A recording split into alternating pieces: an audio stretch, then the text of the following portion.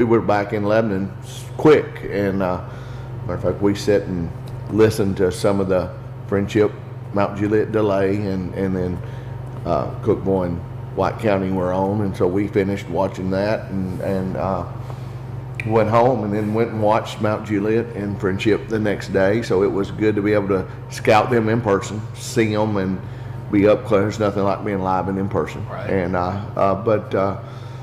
you know, I think it depends on the kids, how they react, how they respond. You know, some of our kids went and watched Mount Juliet play. Is that a good thing or a bad thing? I don't know, because you know how kids are. What do they have in their mind? What are they? You know, I sent them all a message before the game started to make sure if you're at Purtle Field that you're representing us the way we're supposed to be. And it's because they're teenagers, they're boys. I understand it. I don't always understand it, but I know how things happen. So again, short week for them.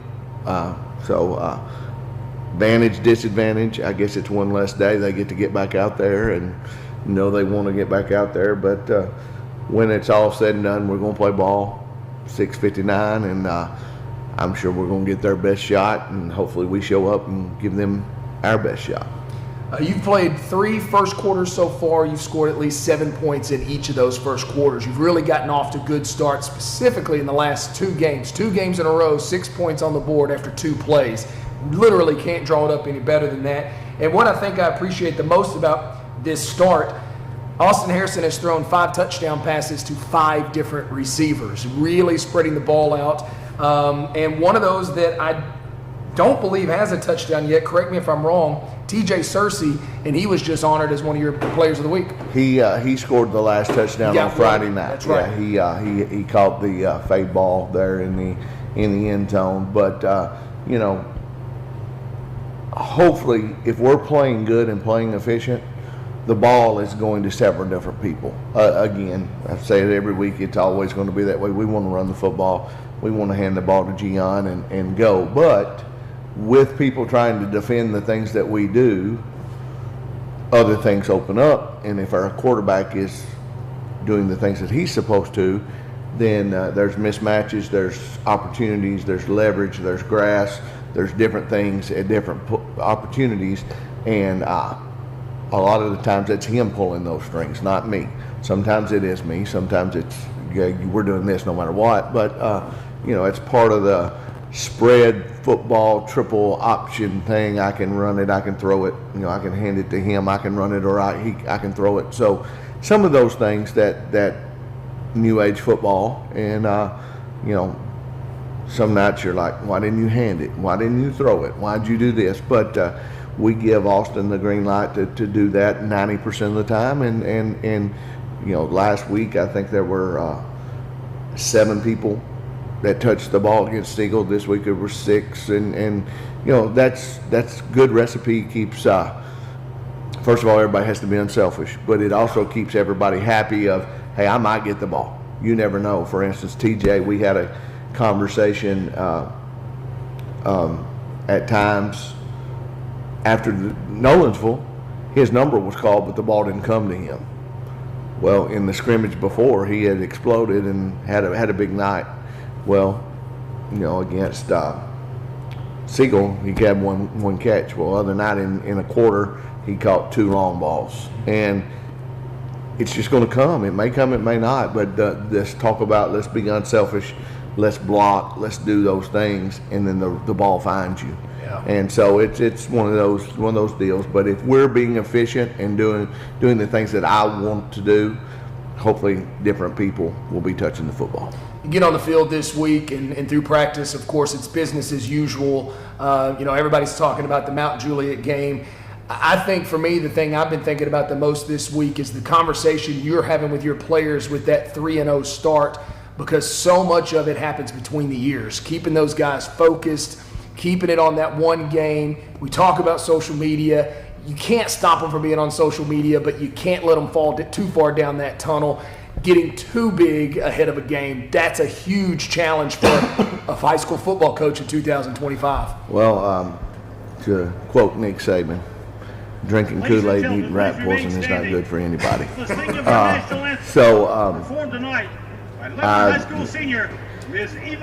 Tuesday we went out to practice, and I told Coach Fry and Coach Carter before we went out, I'm going to try not to get too ramped up too early, too fast, and by the second we have a compete period right off the bat, and by the second play I'm on level 999.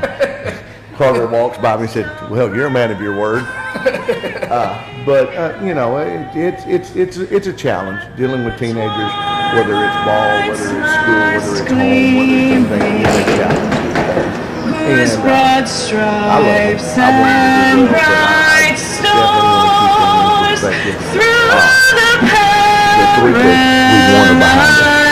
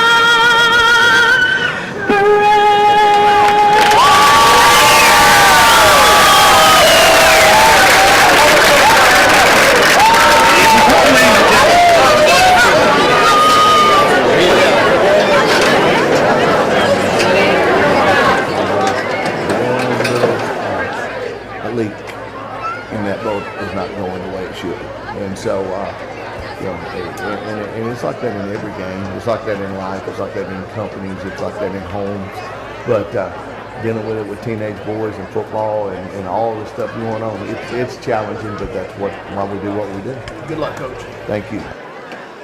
That is Lebanon High School football head coach Chuck Gentry here on the pregame show. So glad to have you along, guys, wherever you are, however you are tuned in. We do appreciate you. It's game number 4 here in the 2025 high school football season as your Blue Devils come back home leading with a 3-0 record, 3-0 record, while the Mount Juliet Golden Bears come in at 0-3. We're going to send it back to the station. We're going to take a 2-minute break. When we come back, we'll have your starting lineups and kickoff just around the corner. This is Lebanon High School football on WANT FM 98.9.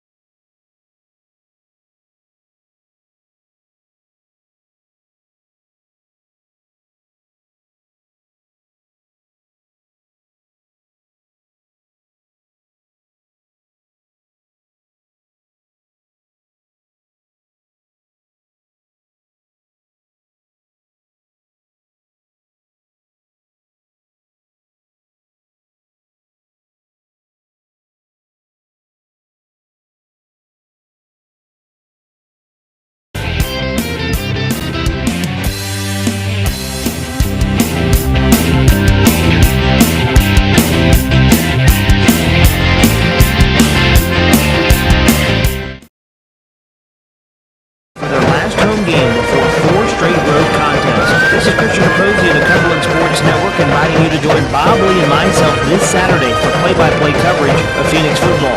Our pregame coverage begins at 5:30, leading up to kickoff at 6 o'clock. The Phoenix and Gyrenes match up this Saturday at 6 p.m. on WANT 98.9 and WCOR 1490.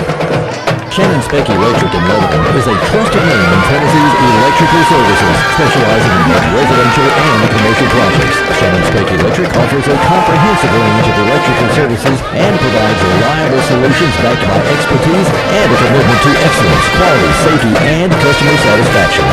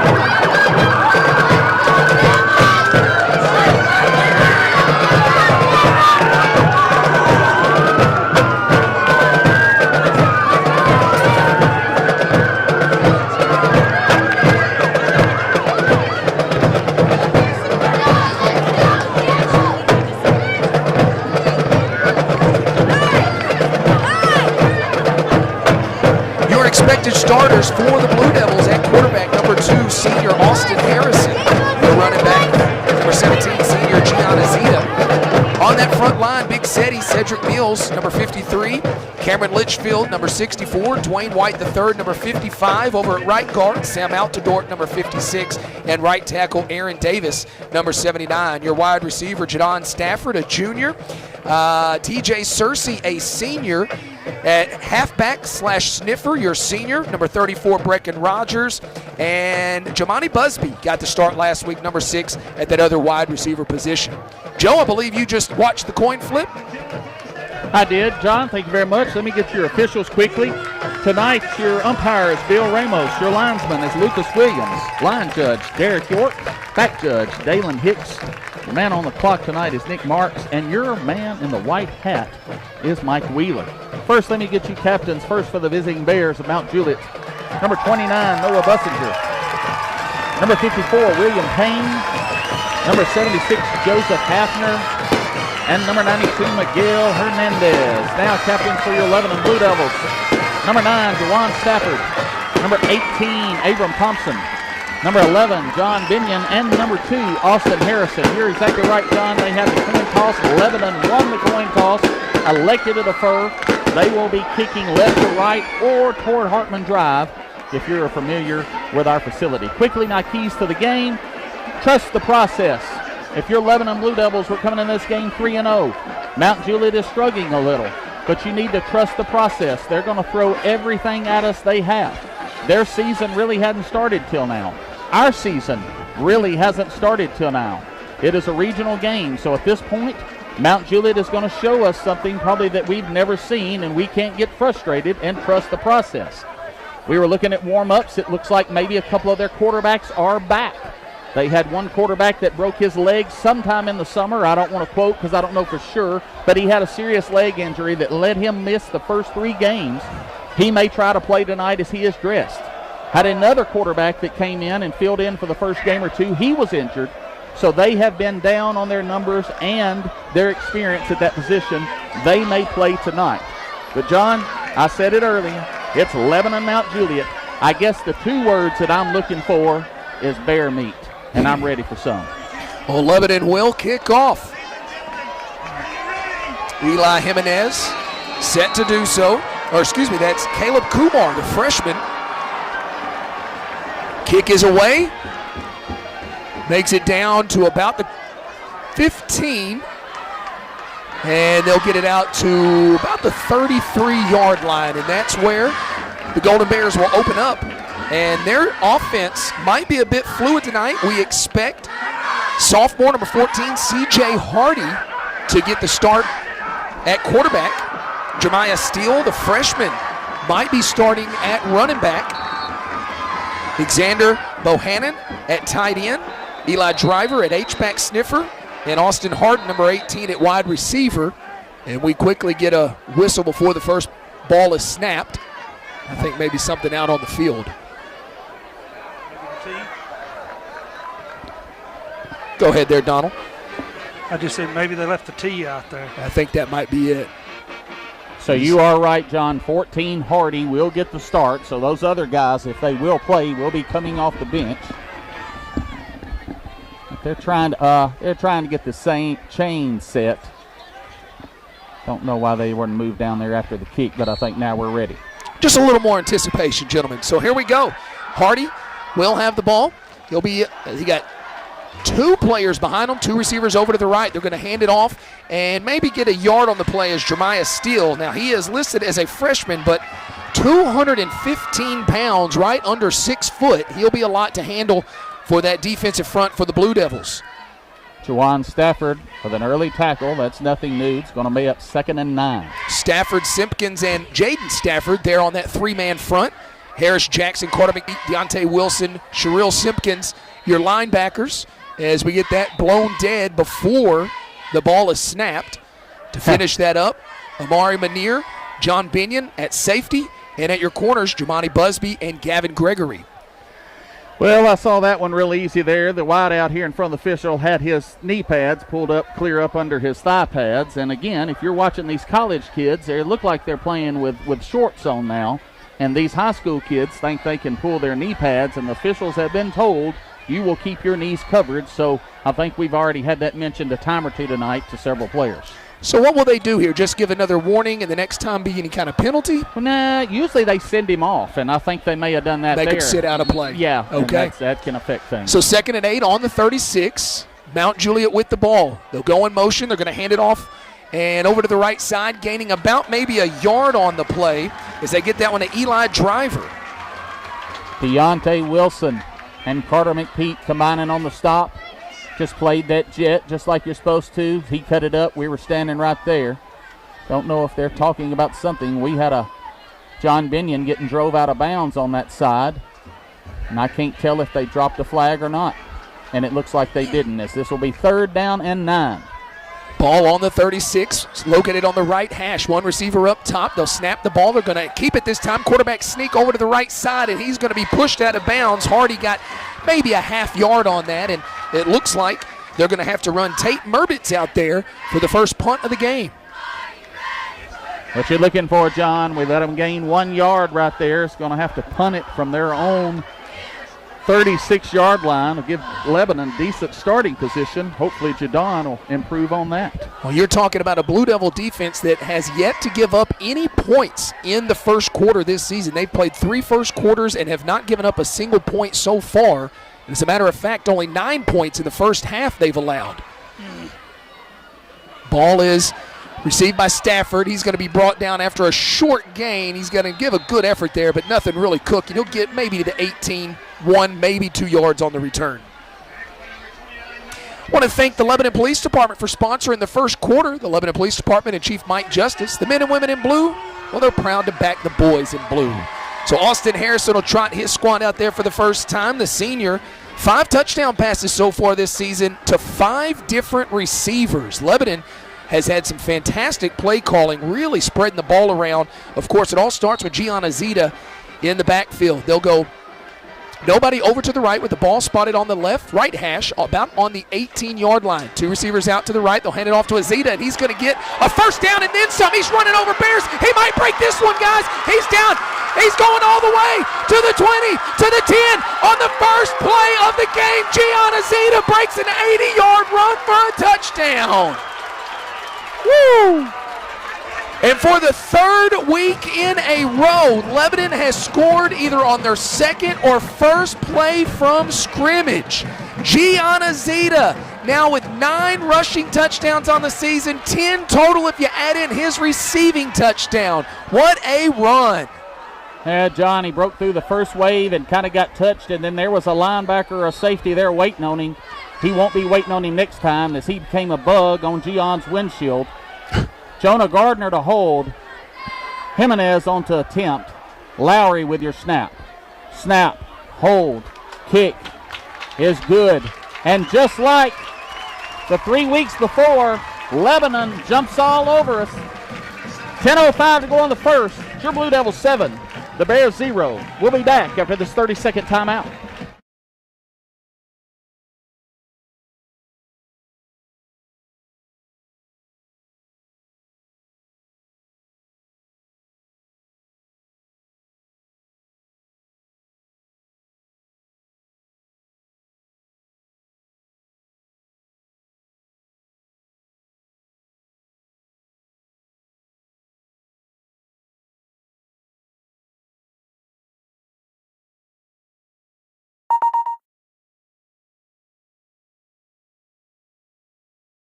Triple Field, Danny Watkins Stadium, where Lebanon has run 1 play and scored 7 points. Yeah, John, you owe Azita an apology. You said 80, it was 81. 81. 19. 1 play, 81 yards. Gianna Zita to the house with 10:05 in your first quarter. It is Lebanon 7, Mount Juliet 0. Now, Joe, I am curious, with Azita playing linebacker some last season, we'll get to it in a moment. I'd like your opinion on how much you think that might be helping them now.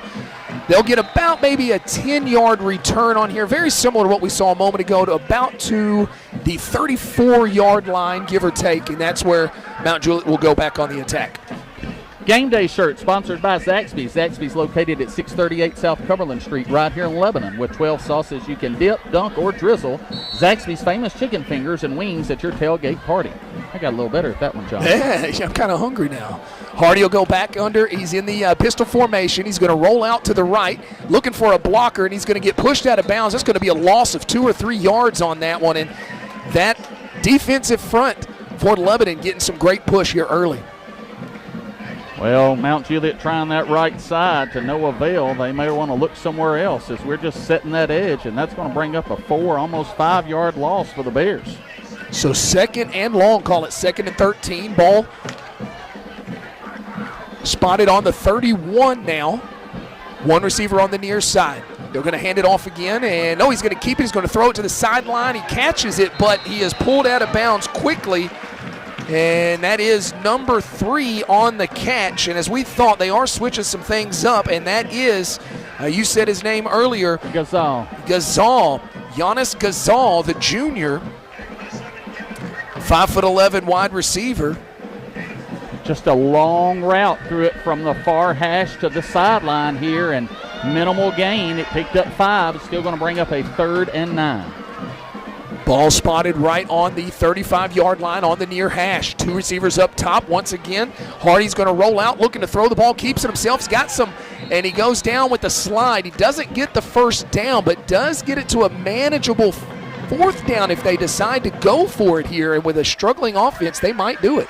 Well, he made it close enough for him to think about it, but it looks like Coach Perry's not going to risk it early on their side of the field. He's going to bring on the punt team. So Burbitz will come back on once again for his 2nd punt of the game. Here about midway through, not even quite midway through the first quarter, your Blue Devils leading 7-0. Here's where you got to watch for certain things. Yeah, they got 2 receivers on either side here. And Lebanon kind of had to hold up not to try to get any penalties. Manier back to receive. He's going to let it fly over his head, and it's going to take a Mount Juliet bounce. Oh, and Mount Juliet did us a favor there as the player was going to down the ball, and he slides into the end zone. So that'll go out to the... It needs to. That's what I was thinking. It looked like he was clearly in the end zone, but they're going to say he downed the ball on like the 1-yard line. The ball was not in there, but he was. Yeah, he slid to get to it and had about half his body in the end zone, but they will say he downed it before that. So the ball spotted on the 1-yard line. So Lebanon's 2nd drive of the game. They'll have to go 99 yards if they want to get another touchdown. 7:58 left to go in the first quarter. If you're just joining us, Lebanon has ran a total of 1 play, a Gianna Zeta touchdown. They'll go 2 receivers out on the left side. Ball spotted on the right hash, right in front of their own end zone. They'll go right under center, and I think this is a smart play. They just hand it to their quarterback, Harrison, and say, hey, just get us out of here, and he gets close to a first down on that. Got 5 or 6 yards there. Just get out of the shadow of your own goal line, and just a straight quarterback sneak with a good push up front. Well, we got a second. Your weekly painting of Clifton Tribble Field is sponsored by First Freedom Bank. 3 branches here in Wilson County, including 1620 West Main Street here in Lebanon. Thank you, guys. We have one of the best-looking natural surface fields in Middle Tennessee. And we're really not just saying that. Like, it is a beautiful field. So 2 receivers up top. I believe that's going to be Searcy as well as Stafford. Stafford now will go into motion. Nobody on the near side. They're going to hand it to Stafford on that wheel route. He's got a little bit of space. I believe he's got the first down as he gets pushed out of bounds. So they'll move the chains, and Lebanon in 2 plays gets away from that 1-yard line and picks up a Wilson Bank and Trust first down. That's exactly right, John. Just one of our many plays that we've had a lot of success with, that jet with Jadon, and we've got good lead blocking out in front of him, and he does a good job of stretching it sometimes, putting his foot in the ground sometimes, but we really have a lot of success with that play and are going to continue to use it. So 1st and 10. Ball on the 16-yard line.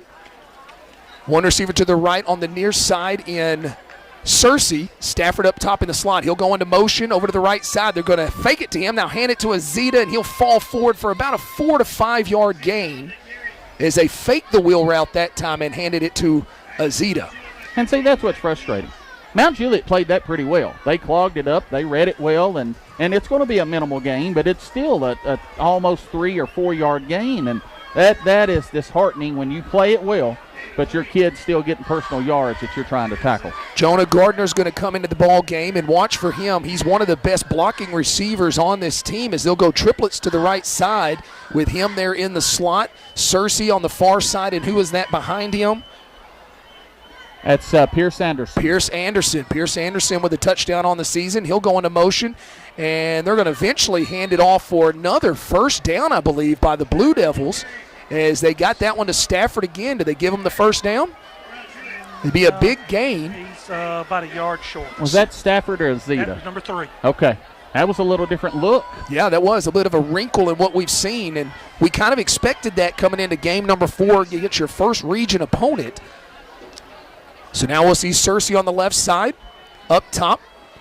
Stafford there next to him, nobody on the near side. Ball spotted on the right hash, 3rd and 1 near the 25 in Lebanon territory. Blue Devils leading 7-0 in the pistol formation. They'll hand it off to Azita, and he's going to be hit in the backfield, and that is a rare scene so far this season as they get to Azita in the backfield, and I think, are they going to give it to him? I believe it looks like it, looking at the sticks. No, it's not. No. He lost about They shot a linebacker, 33, sophomore Dante Young. Did a good job. Hit Gian right about the knees. And if you're going to hit him, that's where it is, John. Going to be a big 4th down and 1. We'll see if we can try to get him jumped. A big play here midway through the first quarter. Lebanon, if they do not convert here, will give the ball over on downs on the 25-yard line. That would give Mount Juliet great field position, and they might just be trying to see if they can pull them off sides here and then bring out and that's what they're going to call a timeout now, I believe, for Lebanon, and I think they'll bring the punt team on now.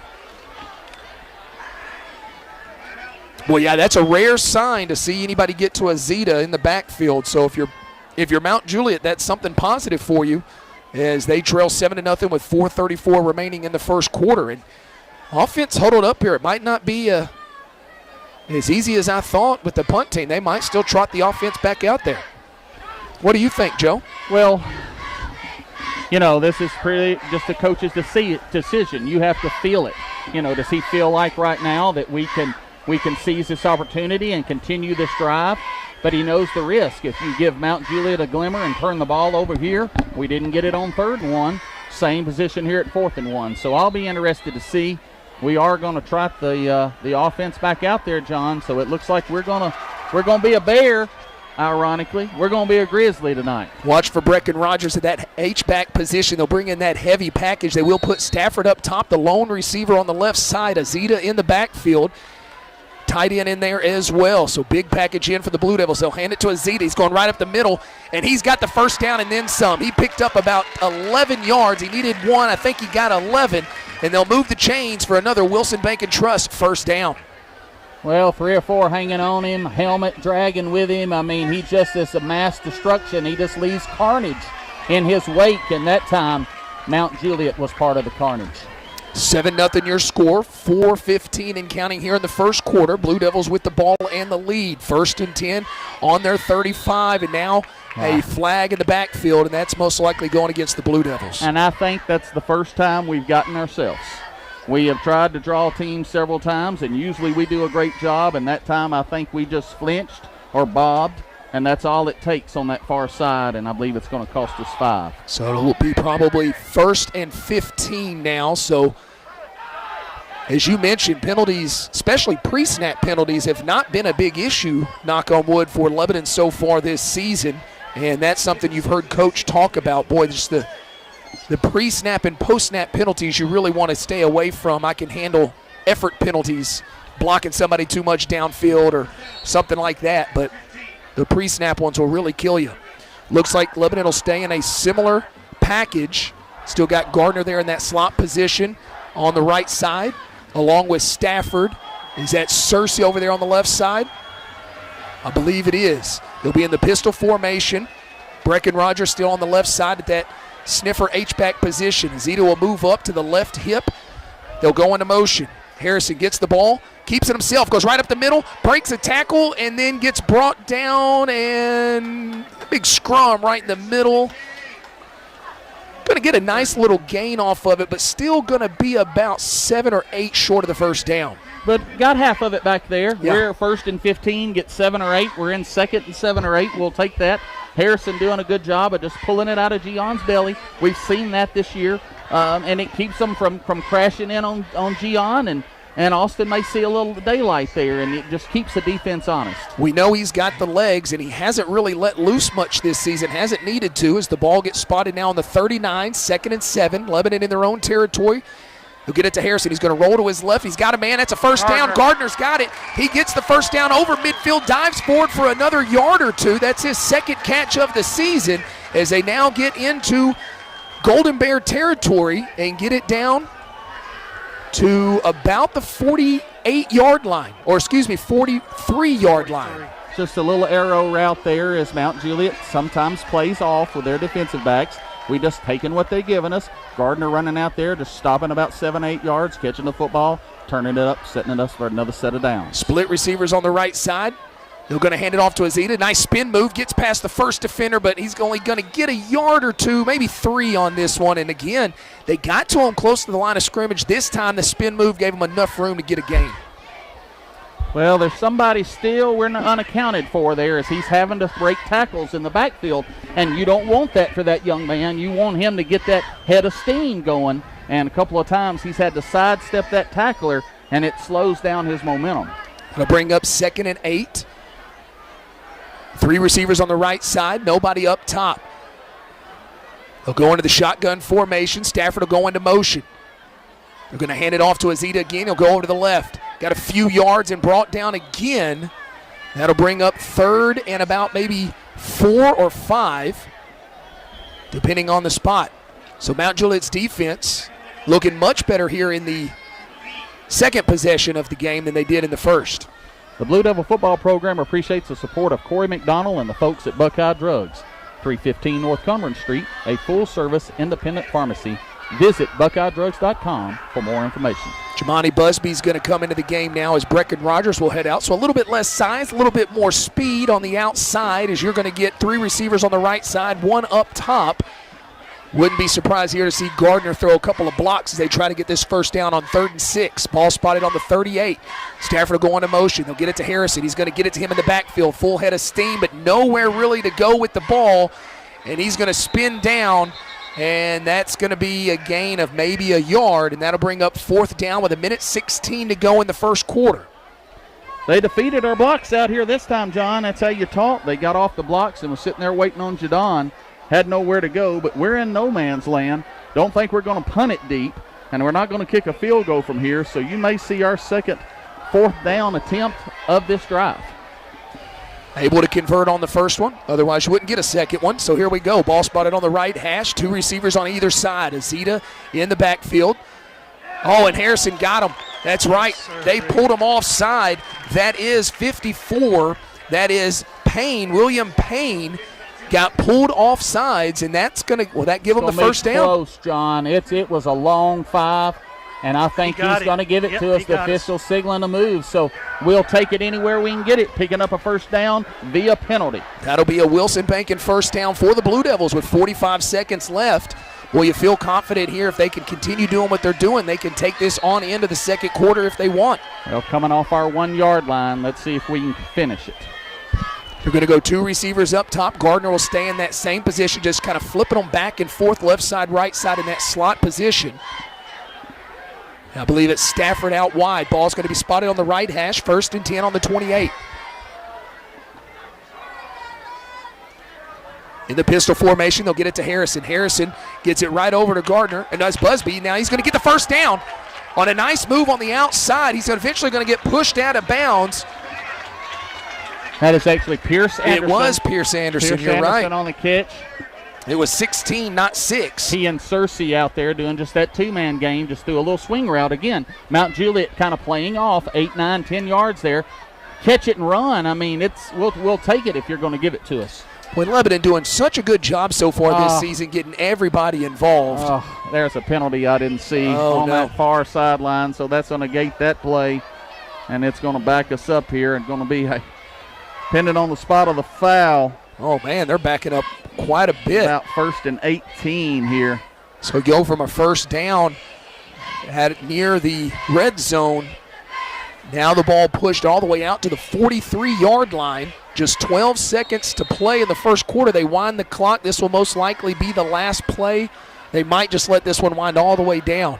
They go into their formation. They will snap the ball. Harrison rolls over to his right, calling it, looking for somebody all the way to the sideline. He's going to show this one out of bounds. And, boy, we've seen him do that numerous times this season as the first quarter will come to a close after Lebanon scored on the very first play that they had the ball. Nobody else scores in the first quarter. So after one, it is 7 for Lebanon, 0 for Mount Juliet. You're listening to Lebanon High School football here on WANT FM 98.9. We'll send it back to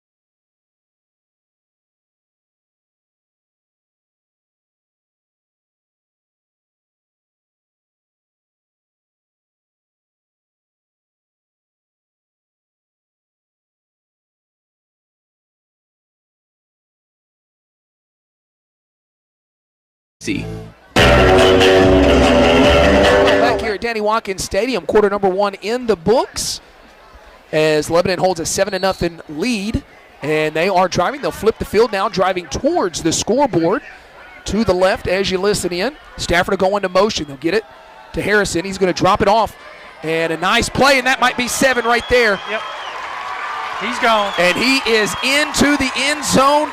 Gregory Gavin gets into the end zone for his second touchdown of the season on the first play of the second quarter. Lebanon a PAT away from a 14-0 lead. John, his mama's going to come up here and she's going to hit you in the head with a baseball bat and hand you his birth certificate. Gavin Gregory on the catch and run. You're the third person to tell me I'm saying it wrong. And here too. we go. The penalties have come out. That's not going to count. They've got a personal foul.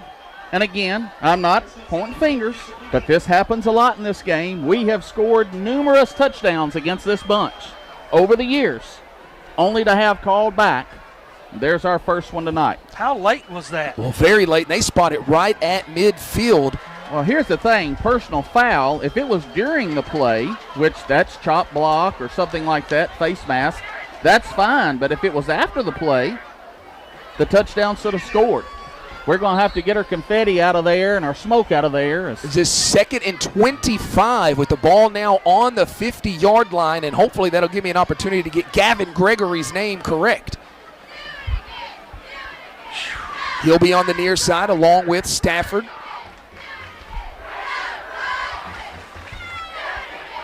Pierce Anderson and Jonah Gardner on the right side. They'll get the ball over to try to get it to Anderson, overthrew him a bit. And that'll bring up a 3rd and long. And if Lebanon can pick up maybe 10 out of this, then you think they go for it on first down. But if they don't pick up any yardage here, I do think they bring out the punt team.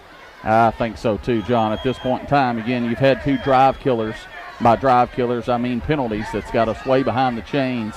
We had a first down that negated one time and then a touchdown. And so here we are looking at a 3rd and a mile just to try to get into maybe position to punt the ball. Gavin Gregory on the near side. Looks like triplets up top. Azita in the backfield. They'll go into pistol formation. They'll snap it to Harrison. He's going to keep it himself, and I think he's just going to run this out of bounds. And he picked up a few yards there, but I don't think that was a play design at all to try to pick up 25 for the first down. No, that's called live to fight another day. Let's pin them deep and try. Hopefully they'll make a mistake or our defense will play like they have the first couple of drives, and we'll get the ball back in good field position next time. This Blue Devil defense now has played 4 first quarters, and they have not given up a point in any of them. So you like your chances with the defense.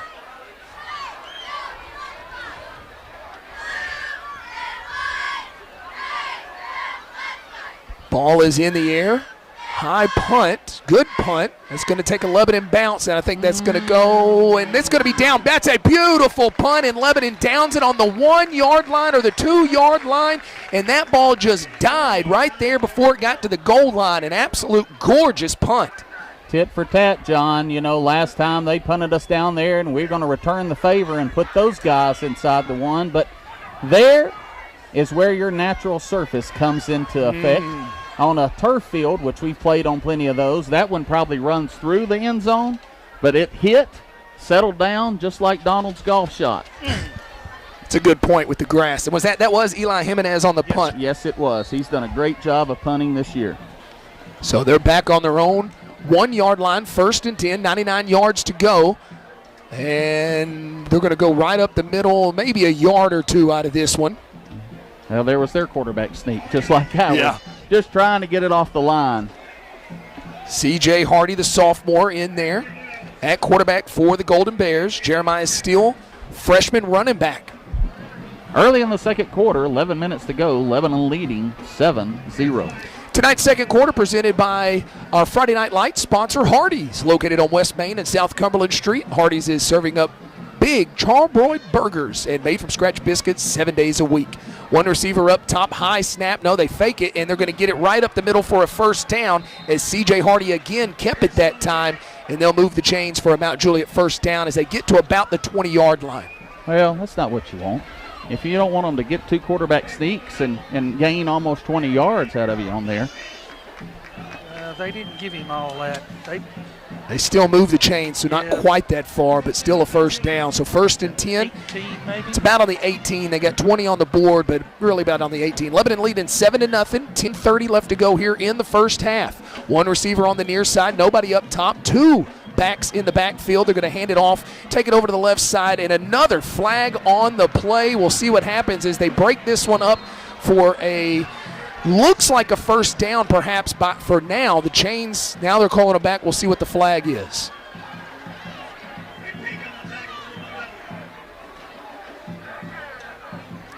Clock is still moving here.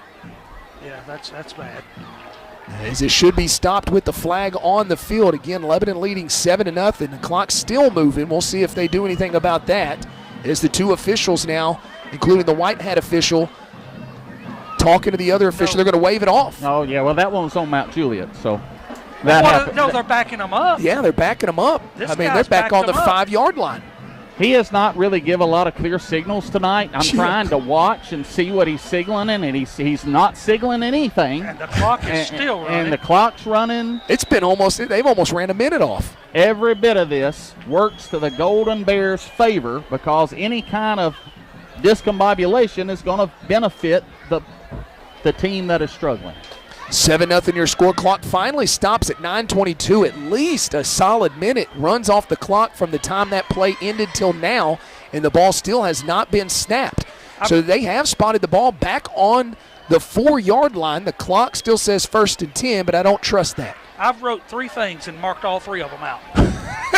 Well, let's get a team meal shout out right quick. The Blue Devil Football Foundation thanks Ryan Alls, Elliot Carson, and Todd Tressler, along with the Ministry Center Church of God, for providing team meals this week. If you'd like to help keep the Blue Devil pantry stocked throughout the season, please contact Darren Reynolds at 615-218-0790. They always ask for that game, John. Those 3 right there are former Blue Devils, and they always ask for the Mount specifically Juliet game. The Mount Juliet that. And speaking of former Blue Devils, my oldest son tonight is up in Knoxville.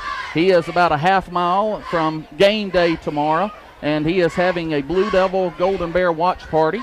He has a lot of his alumni and friends that went here up there watching tonight, and they're going to go to the game day, and I told him I'd say hello to those guys. We thank you for listening in. Guys, they never did adjust the clock. Yeah, so the clock, they snapped the ball at about 9:10.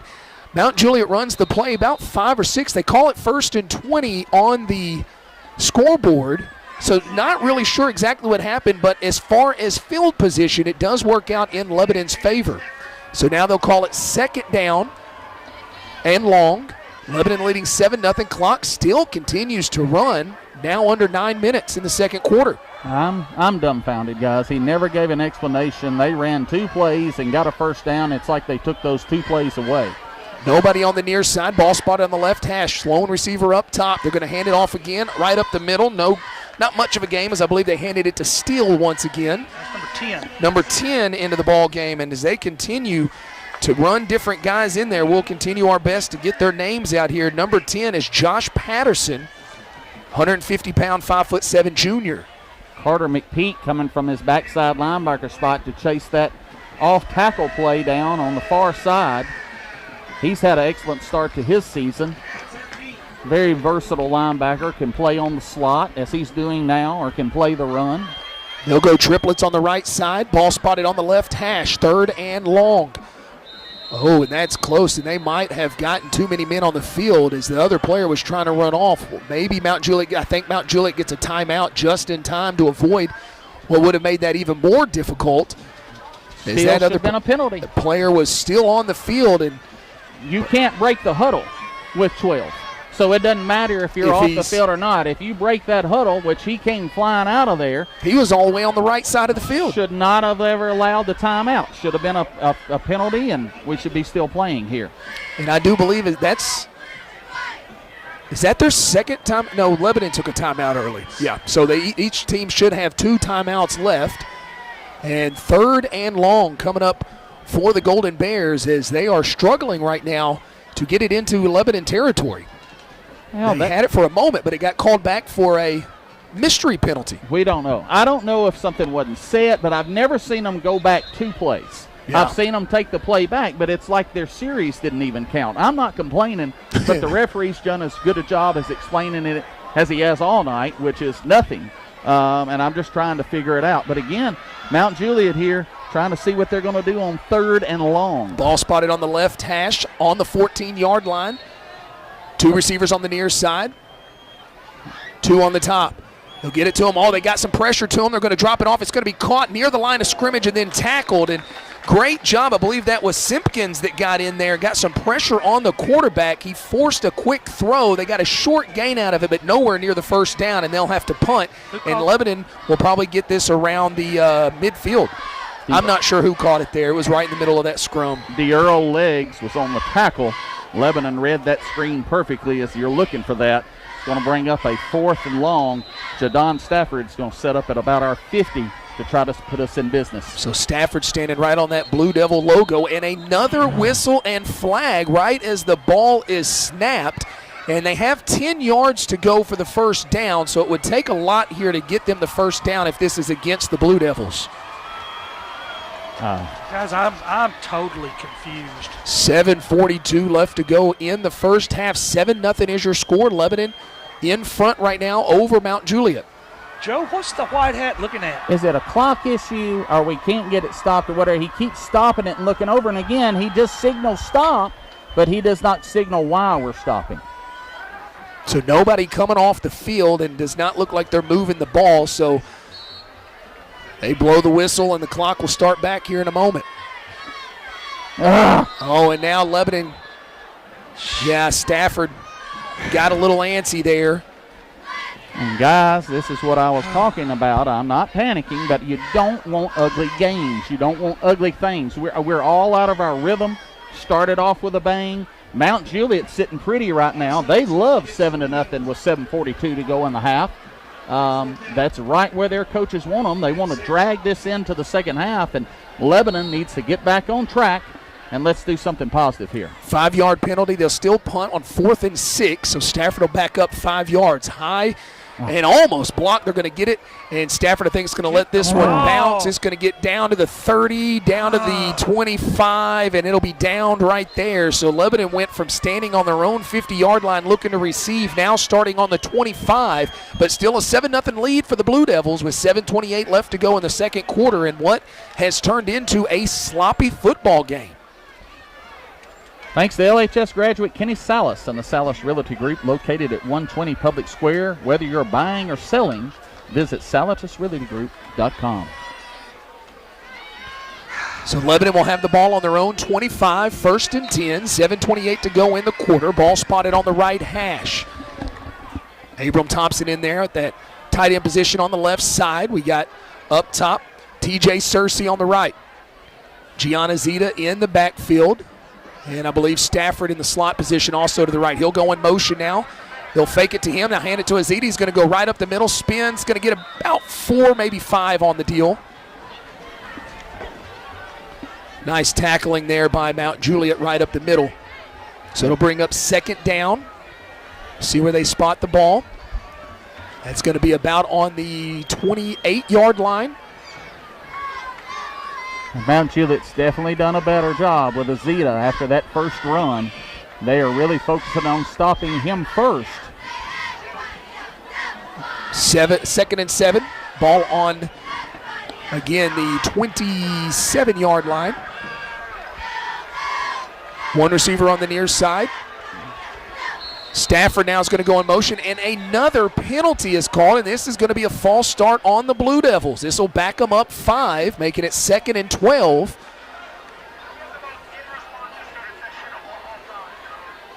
And Lebanon just can't quite seem to get out of their own way right now.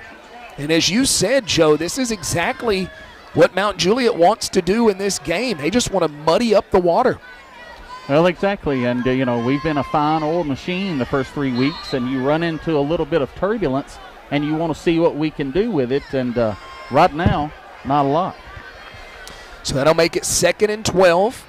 Ball spotted on the right hash on about the 23-yard line. Nobody on the near side. They'll put Stafford up top and Searcy going into motion, and now there's going to have to be a timeout. There's confusion there on the field now for the Blue Devils, and let me tell you, head coach Chuck Gentry is not happy as he is staring down his senior TJ Searcy right now, and I think he was confused on exactly where he was supposed to be. Guys, I've said it all year, and we've kind of sort of joked about it because we're 3-0. Our penalties are killing us. We've played 1 quarter and less than a half, and we've got 5 penalties for 32 yards. But the problem with those 5 penalties on 32 yards, they're in terrible times for us. And as Joe has said, it has really taken Lebanon out of their offensive rhythm. Coming into this game, Lebanon averaging 90 yards per game in penalties, and that includes last week where we only played less than a quarter. Lebanon still coming into this game at 3-0. Searcy now will be here on the near side on the left. Lebanon driving to the left towards the scoreboard. 6:20 left to go in the first half. 2nd and 12. Ball spotted on the 27. Lebanon leading 7-0. They'll send Stafford into motion. They're going to hand it off to Azita right up the middle. He's going to gain 3 or 4, and they're doing a good job, him up. Wouldn't mind maybe running him to the outside and see if he can make something happen there, but as we've said, not the guy that's necessarily just going to outrun you. He wants to go up the middle on you, and Mount Juliet doing well so far with it. Makes 3rd and long here, 3rd and about 8. Clock still runs, under 6 minutes to go in the half. 2 receivers here on the near side on the left, 2 up top, 3 up top.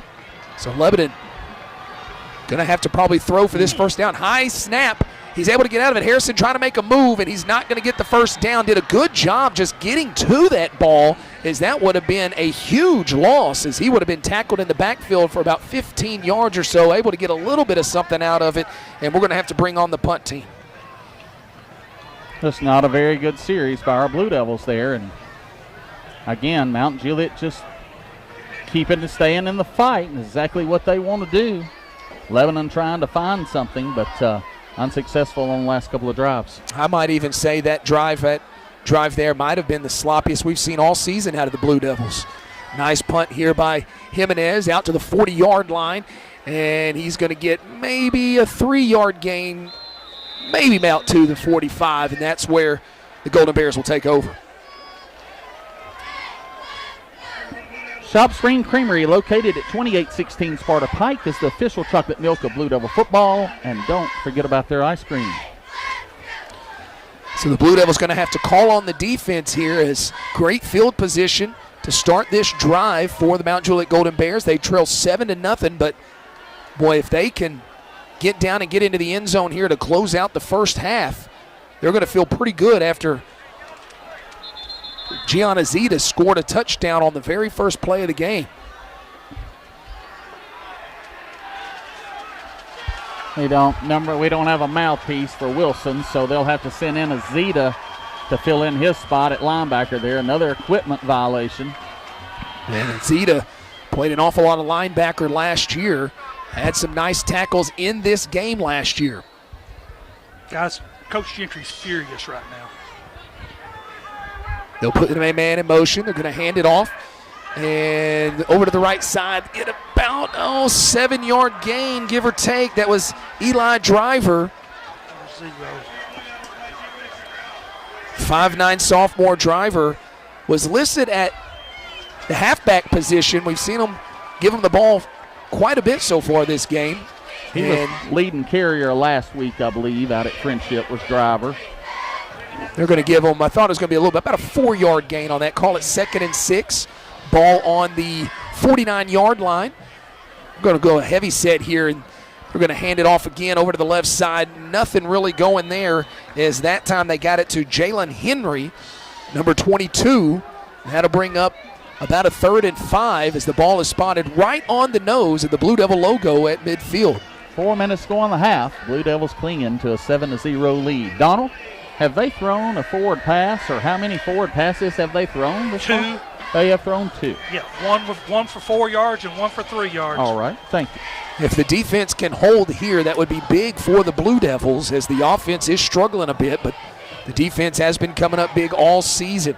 They're going to hand it off once again to Driver, and he's going to be brought down before the first down. And I do believe they'll punt here. They might go for it as they get it to about the 46-yard line, needing the 45 for the first down. I believe they're going to go. The quarterback's going to run back on the field as they sense a little momentum here. They're going to like to punch it in for the half. Yeah, they're going to say 2 yards shy, so they call it 4th and 2 on the 47. They'll go one receiver up top. Once again, that heavy package. I think they're just going to hand it to Driver here and see if he can watch the ball, guys. Bulldoze his way in. Lebanon putting a few more guys up on that line, and they go quarterback sneak. They're going to get the first down. So good job by C.J. Hardy. That's a big play. That's a momentum play there with the clock at 2:54, and you're starting to feel the momentum swing over to the Golden Bears here. Big Mo, as you like to say. Well,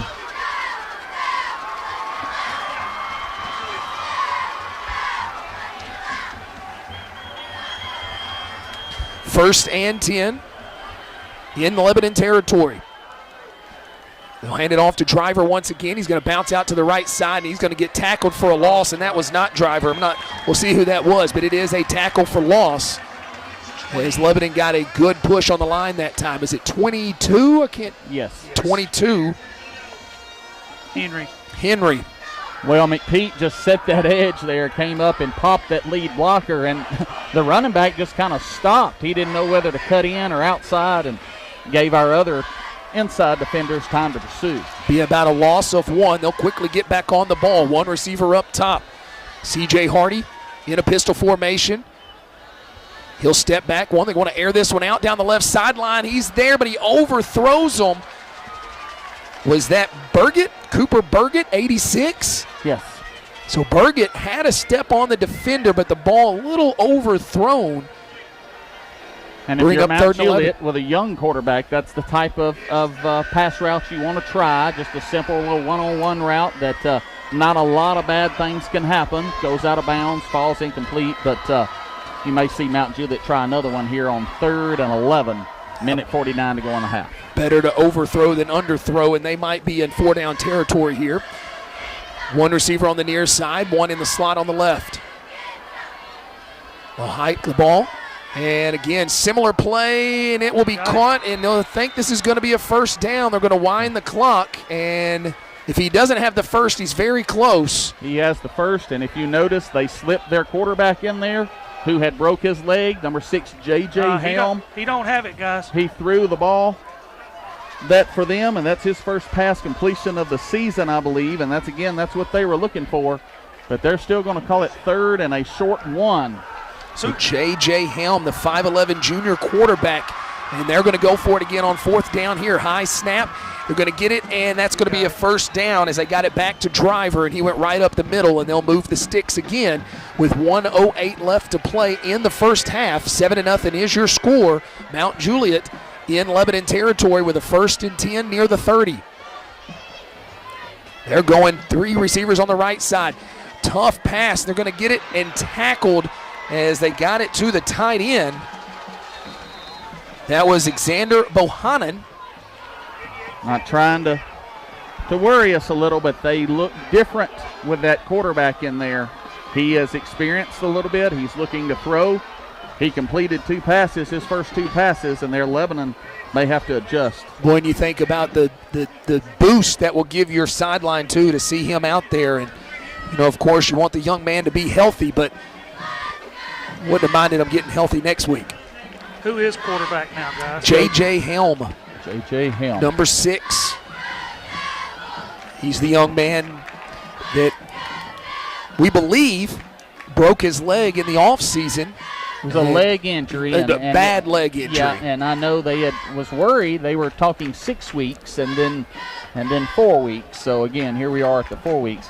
Lebanon would like to thank certified trainer athletic Jacob Woodard and team physician Lance LeClaire with Vanderbilt Sports Medicine for providing sports medicine coverage tonight for our student athletes. Boy, if the Lebanon defense can come through here with 52 seconds to go, it's a 2nd and 3. We're going to have the ball on the right hash, spotted on the 28-yard line. Just need 3 yards for the first down. 2 receivers up top, 2 on the right side as well. Helm in there. He'll get it. He's going to hand it off again to Driver. Driver's going to get brought down, and that's going to be close to the first down. I think he might be a little short. So clock moves. We're showing 2 timeouts, but we believe they've used 2. I believe you're right. They're going to go quick on the ball to try to get this first down. They're going to get it again to Helm. He's going to hand it off to Driver, and Driver still might not have got it. It's close again. That Lebanon front doing pretty good here. I think they're going to say short, so this will bring up 4th and inches. Clock running, 20 seconds to go. They're going to have to go hurry up. Trying to save that last timeout. Bunch formation over to the left. Helm in the pistol formation. 9 on the clock. This is going to be the last play. 6 on the clock, 5 on the clock. I think they're going to call a timeout here. And they do with 2 seconds left or 1 on the clock. I think they may kick it, John. Try to kick a field goal. Yeah. Let's see. Who is their kicker? Is it Tate Merbitz? Is he the field goal kicker? He also? is. Yes.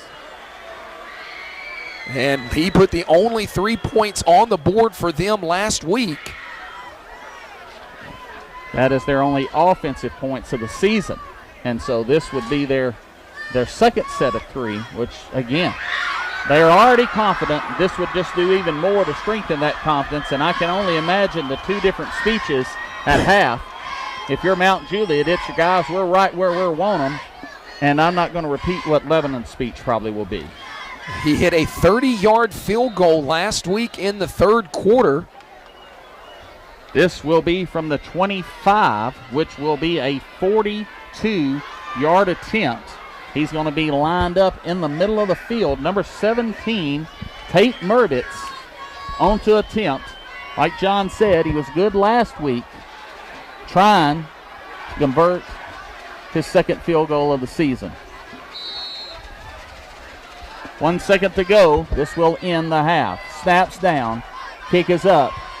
And that kick is going to find its way. And the kick is going to be good.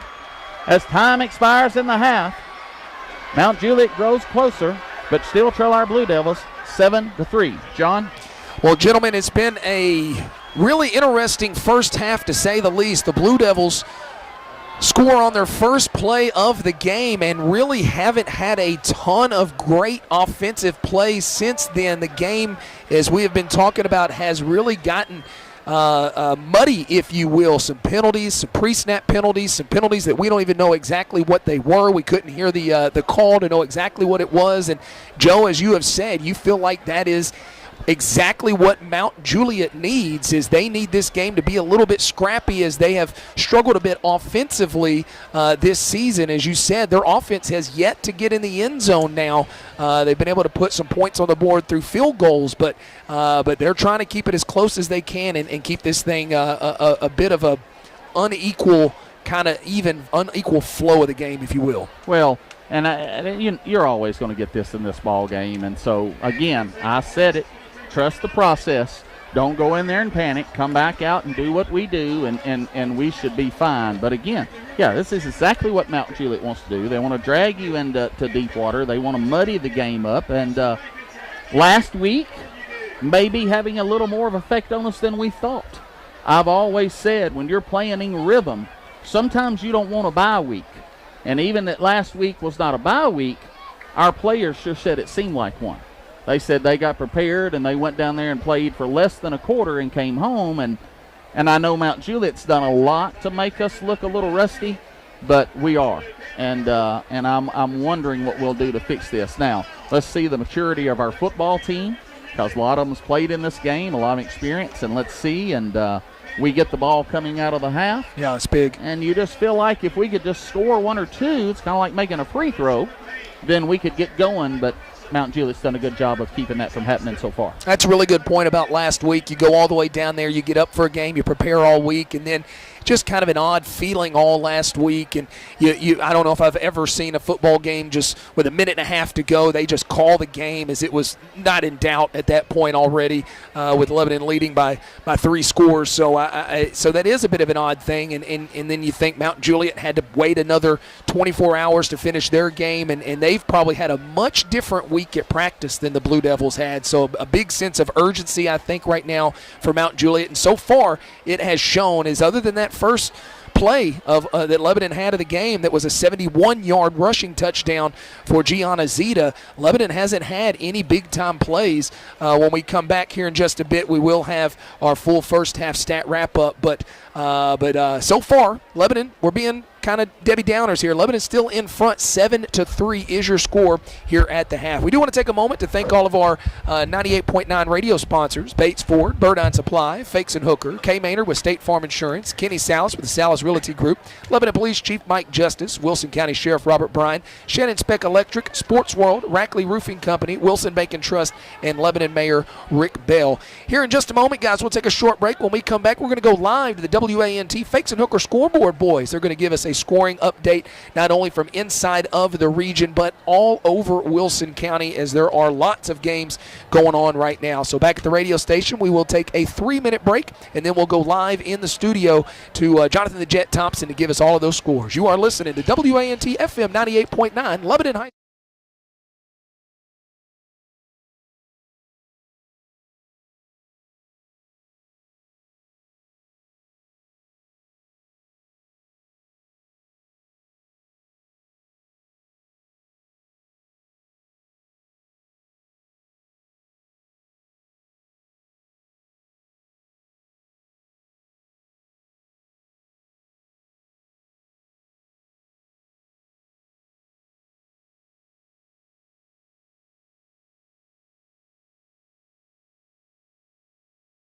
The Mount Juliet High School Band of Girls.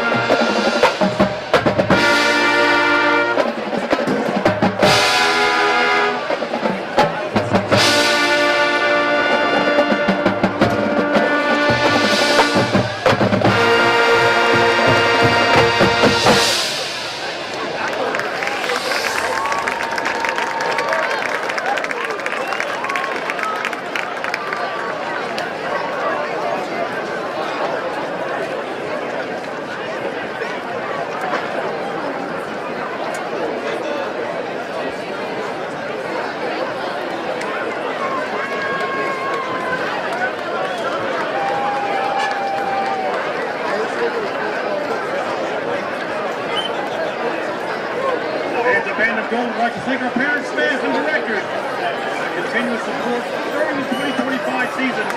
Spot on. The band will perform the first competition of the year this Saturday. The Hendersonville Golden Eagle invitation. Thank you, Mount Juliet Band of Gold.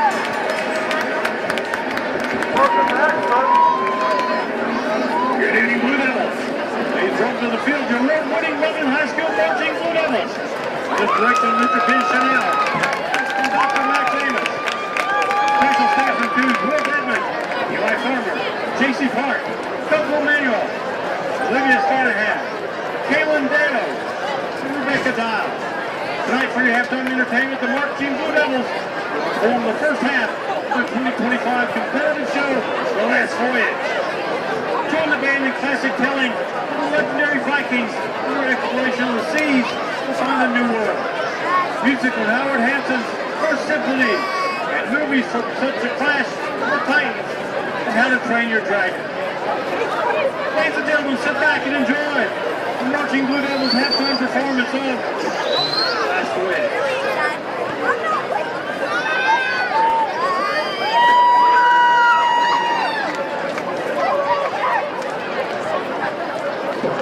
Major Finch, is your band ready? And high school marching Blue Devils are going to take the field in halftime performance.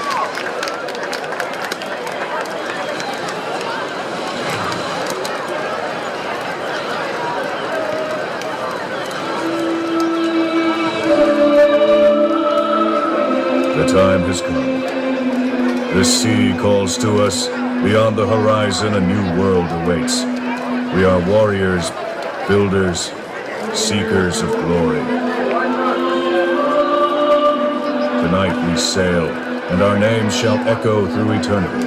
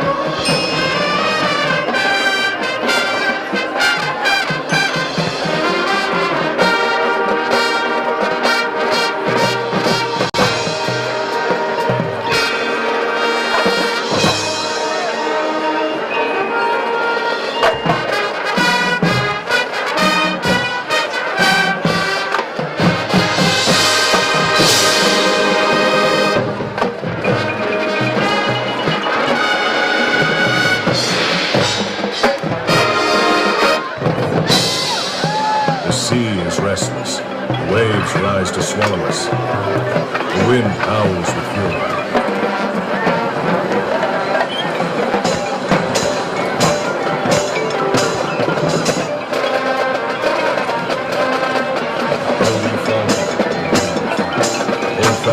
The storm will not break us.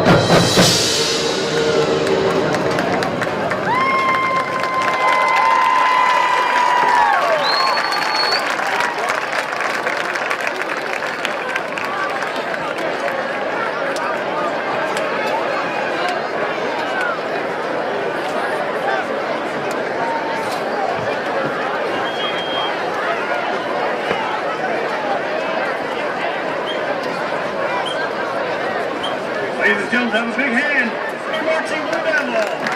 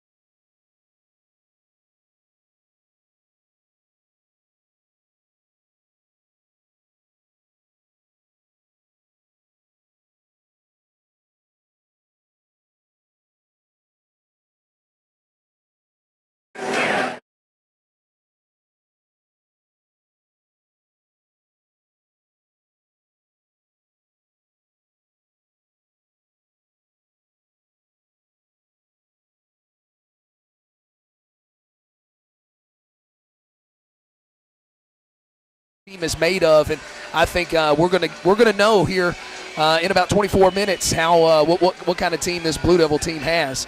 When you look at the stats, Mr. Donald, what is jumping out at you other than the penalties for the Blue Devils? There's nothing jumping out at me. That's the problem. It's all the penalties. I don't know. Like me and Joe were talking a few minutes ago, our play selection is kind of not what we've kind of experienced in the last 2 or 3 weeks. We just don't look like we are focused 100% tonight, I guess is the way to say it. I think Joe touched on it. I think the way the game unfolded last week with the lightning delays and a bit of a blowout there, and you never want to talk ill about another team, but McGavick just didn't have anything for the Blue Devils last week. I don't think there's any way to deny that, and I think maybe it caused the Blue Devils to lose a little bit of focus. But the good news is, still with the lead and receiving the ball to start the half, as both teams will trot out there now as we get ready for second half action. John, we need to be on alert here. As again, our front line, watch for the onside. Mount Juliet's sidelines have gotten into the ball game. Let's see what happens.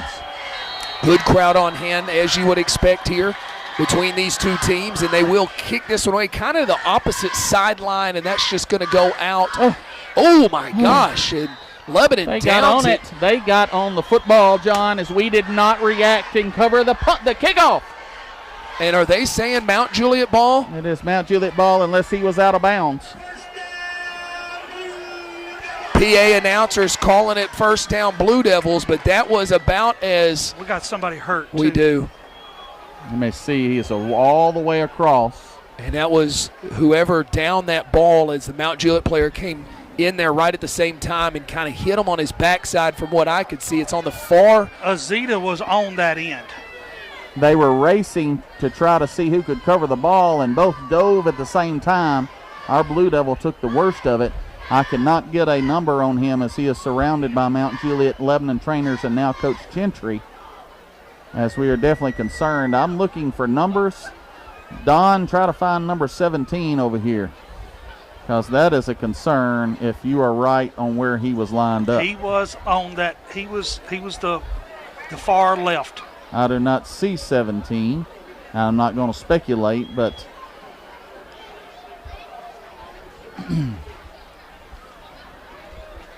they hit a short little pooch kick to the other side. Lebanon didn't react well. I think we thought it was going to go out of bounds, but kind of like our punt earlier, it just settled and died and didn't get out of bounds, and we both kind of dove on the ball, and I guess we've signaled Lebanon football. Our offense is sitting in the huddle on the sideline, but again, we're waiting on this injury, and hope everything's all right for that young man. While we're waiting, let's step aside here. We'll go back to the radio station for a 60-second timeout as we are...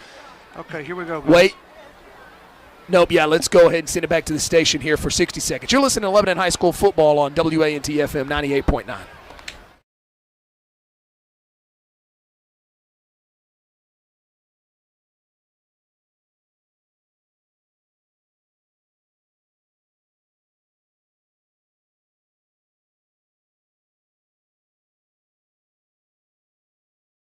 Teams, but he's definitely a lower leg. I was surprised. I was about to ask, is he normally out there on special teams? Yes. Just kind of as an up man. Yes. Yep. Now things can change. Who's our backup tailback? 44. 44. Burchett, Connor Burchett. That's right. He's played some. Yeah. Come on, Gian. He's a junior. So the ball's at the 22? Yep, 22.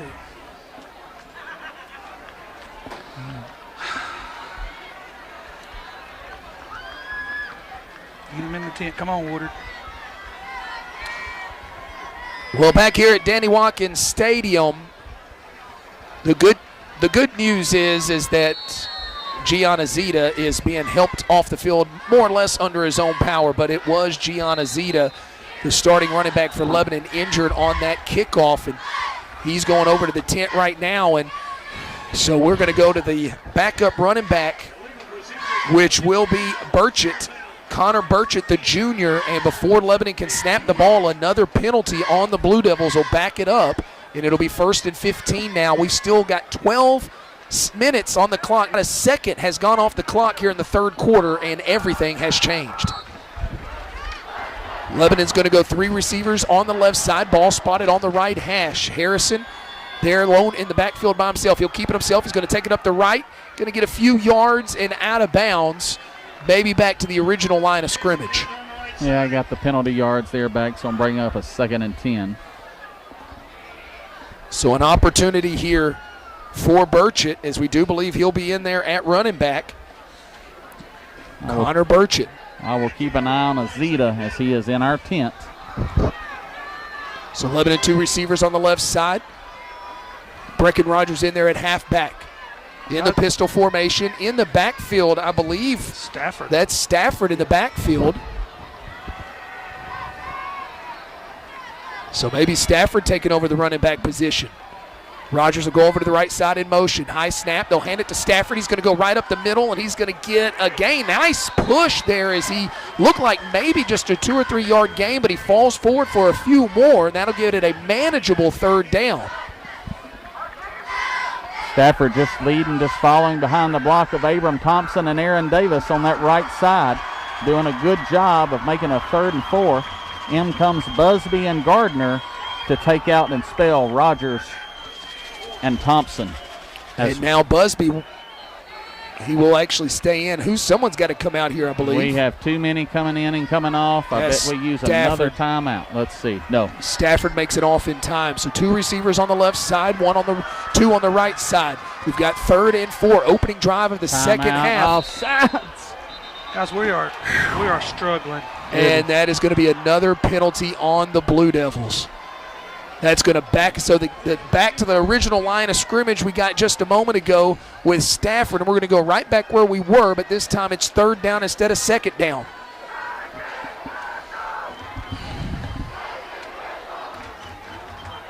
And Lebanon moving the wrong direction right now. Austin Harrison at quarterback, calling out the play. Lebanon looking for just some positive momentum here. Well, getting a playoff would be positive. Busby on the near side, along with Gardner.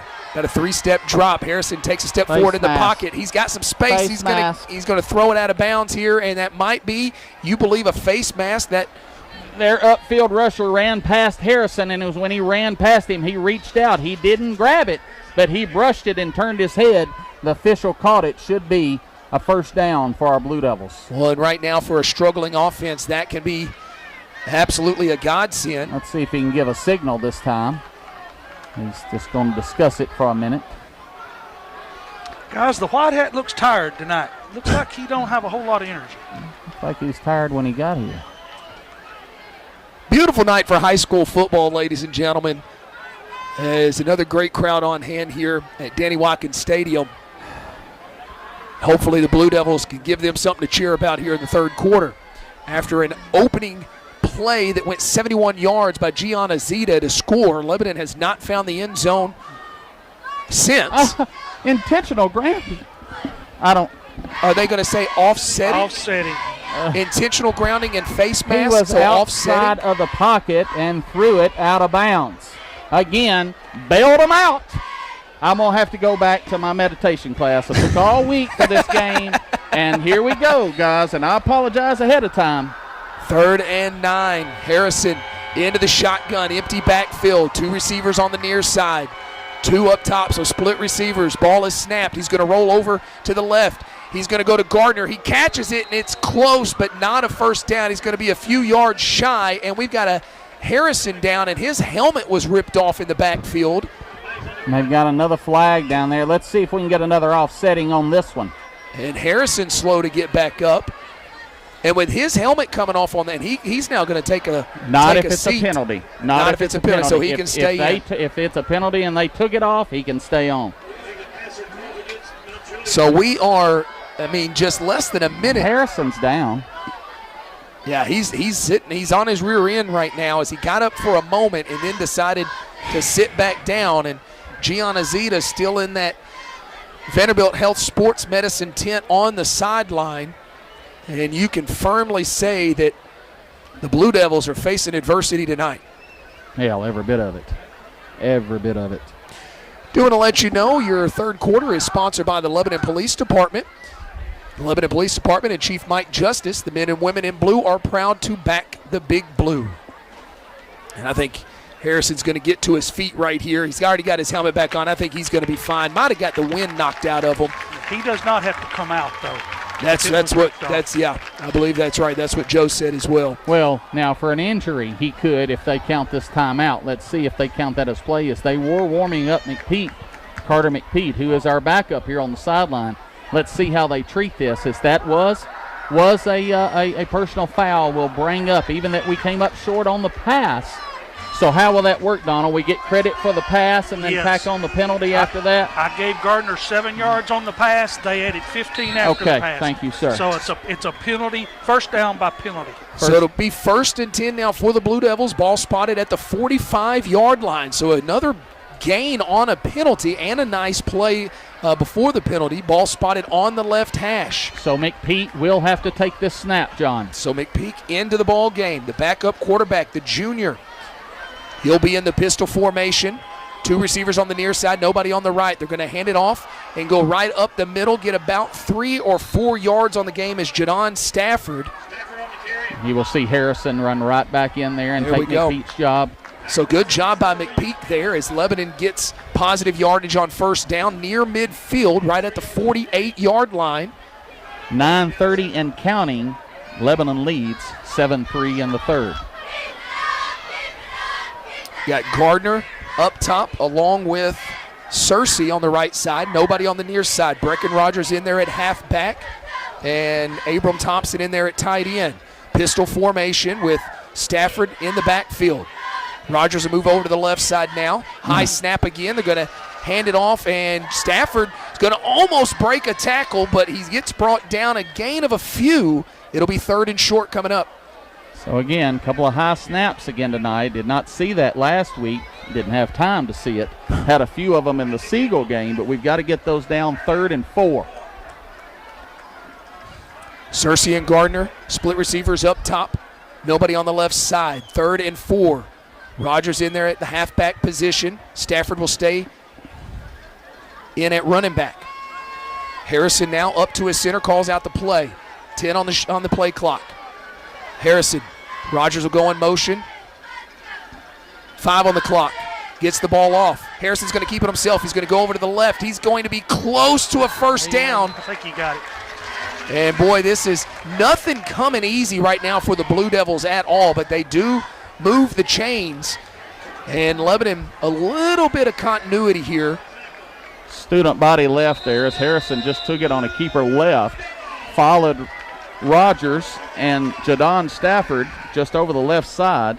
Got enough for the first down, but we've got another It's a Mount Juliet player down now. Yeah, right. Right around that 40-yard line. And you look for injuries, but also cramping tonight. Yeah. We are warm for the 4th ball game. Warm week and a warm day. I think maybe that's kind of what they're looking at. Yes, they've got that leg up on the shoulder, just trying to stretch it out. So Lebanon will be in Mount Juliet territory for the first time here in the second half, leading 7-3. Needless to say, Joe's got a little warm sitting over there, too. Third quarter of tonight's contest sponsored by the Lebanon Police Department. The Lebanon Police Department and Chief Mike Justice, the men and women in blue, are proud to back the Big Blue. 1st and 10 for the Blue Devils.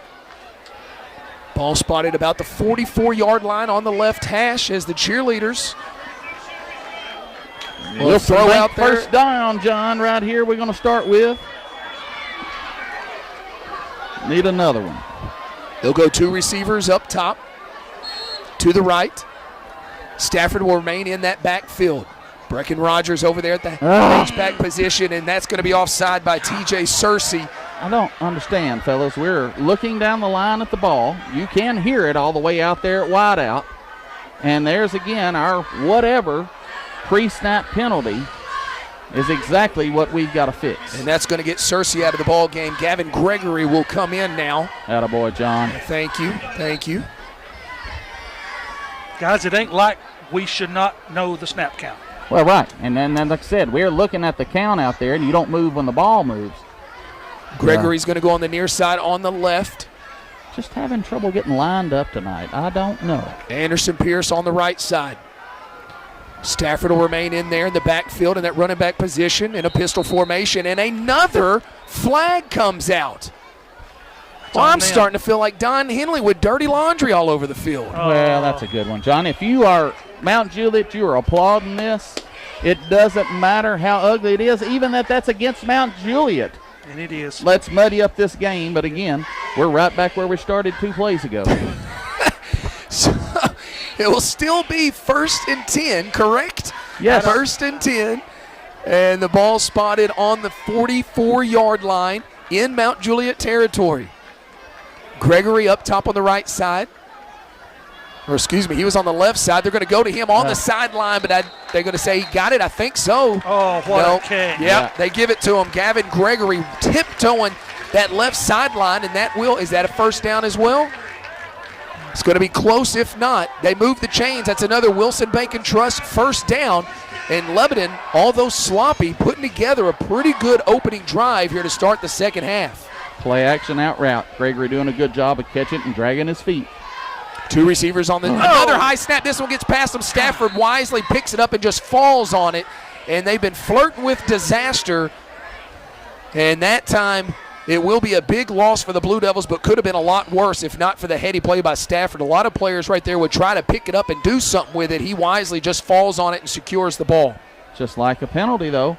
I mean, just a negative play on first down there is going to put us at 2nd and 20. And, again, just self-inflicted penalties and mistakes, guys. Searcy back in the game. He'll be on the near side. Jonah Gardner on the right side. 2 receivers on the right side. Can't see who that other one is right now. Busby, number 6. They'll go into the shotgun formation. Harrison's going to keep it himself, rolling to the right. Got to get rid of it. Does so just in time to Busby. He breaks a tackle. He's going to get close to a first down. A huge gain, and Lebanon will have a chance on 3rd and short. What would have been a huge loss for the Blue Devils turns into what I'm going to assume here 2 plays to get your first down. Yeah, just a little flood route there, and Busby doing a good job. And when he caught it, Gardner kind of got his block there and sprung him. And it's going to lead a 3rd and 5. Searcy on the left side on 3rd and 5. 1 receiver up top. Nobody in the backfield as Harrison goes into the shotgun formation. He'll go back up to the line, and he might be changing the plays. He looks at the sideline. 5 on the play clock. Hurry. He's got to get it off. 2 on the play clock. 1 timeout, and I think a timeout called, and head coach Chuck Gentry again talking to TJ Searcy immediately there as they have to take the timeout to avoid the penalty. 6:32 to go in the 3rd quarter. This is the opening drive of the 3rd quarter. Lebanon leading 7-3 over the Mount Juliet Golden Bears, and despite the sloppiness, one thing that it has done is it has been a long drive for the Blue Devils as they have had this ball for the entire 3rd quarter so far, taking about half the clock. Well, when you're making it hard on yourself and make it, work a little harder, you gain 15, lose 10, gain 10, lose 5.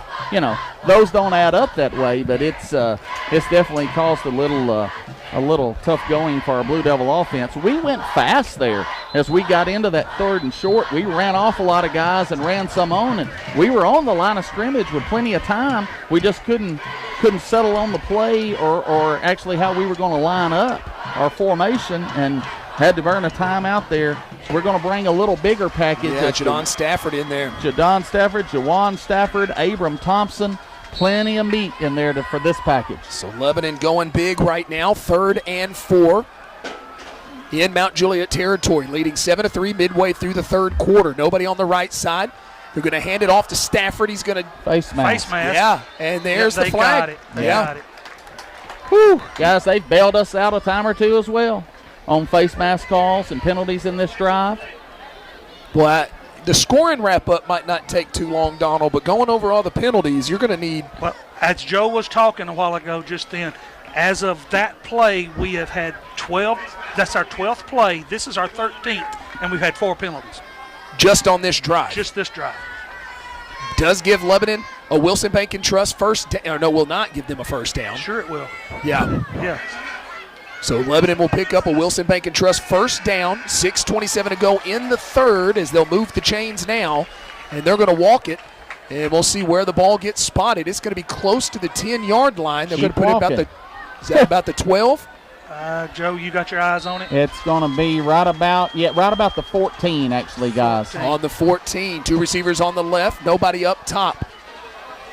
They'll snap the ball to Harrison. They're going to hand it off again to Stafford over on the left side. He's going to get maybe a yard out of it. Stafford dropped the football, or maybe. Oh, my gosh, another flag. They had a Mount Juliet player just Superman on the pile there from the backside. Let's hope we didn't knock him into that pile. But that'll be a half the distance type thing as we're getting a little out of hand, and I knew this would happen. 6:11 left to go in the third quarter. Somehow this quarter seems very short and very long all at the same time. If this goes against us, Gentry's going to blow a gasket. It's on them. So it's going to be called on Mount Juliet. Yeah, we were standing around the pile, and I just saw a Mount Juliet player just Superman and fly in and just kind of dive on top. And again, that's a safety issue, but it's going to mark it half the distance to the goal. It's going to put us right at the 10-yard line, first down, as Harrison brings your play in. That will put Lebanon in the Zaxby's red zone with another Wilson Bank and Trust first down. Now, guys, the ball's at the 5. Still got a flag on the field there. Literally, so pick that up. Harrison picks it up for them and tosses used it to being on the field, they just going to leave it there, John, for the next one. Ball spotted around the 5-yard line, so Lebanon will have 4 cracks at it from their own 5. And for those you want to know, Azita is still in the tent. He has not come out of that tent. They'll do a direct snap, and they get it to Harrison. He's going to go on the outside of the left, gain maybe a yard out of it, and that'll get us under 6 minutes. So Lebanon officially has opened this third quarter with a drive that's lasted at least half the quarter. And this is where you miss Azita. Yes, it because is. You just want to hammer him up the middle, and right now we're just trying to find a little daylight by other means. And again, still watching the flap of this 10 as he has been there a long time, which is not a bad thing. Maybe they're just trying to get him ready to come back, but he's at least not out and undressed with an ice bag somewhere so far. Anderson Pearson, TJ Searcy on the left side. Nobody up top. Ball spotted on the left hash. First and second goal for the Blue Devils. They're going to hand it off to Stafford again. He's going to try to get around it, and Stafford will get into the end zone. And Lebanon on their opening drive of the third quarter gets in for another touchdown. That will be a Tim Leeper roofing touchdown for the Blue Devils, and what might be one of the ugliest scoring drives you'll ever see in your life still put 6 points on the board. Guys, I'm still making sure they're not going to throw a flag.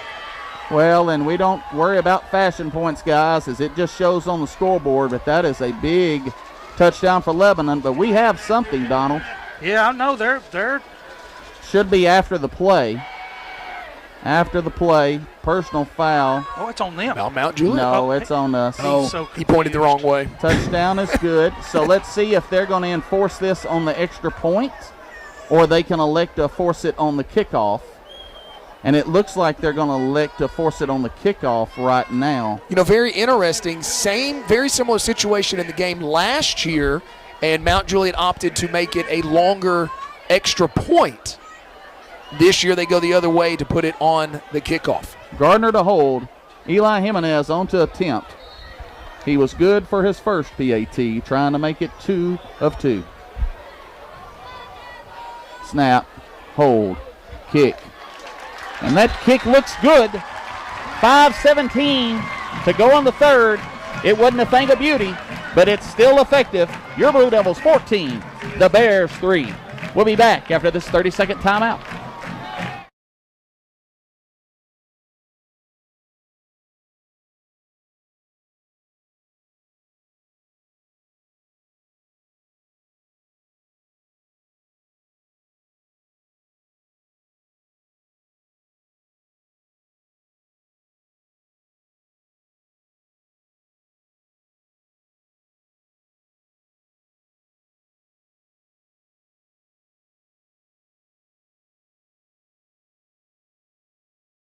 At Danny Watkins Stadium, your Blue Devils go on top 14-3. Here's Donald Gann with your scoring summary. All right, guys, we took the opening kickoff of the third quarter, went 78 yards, took us 18 plays and about 7 penalties, but Stafford finally runs it in from the 4.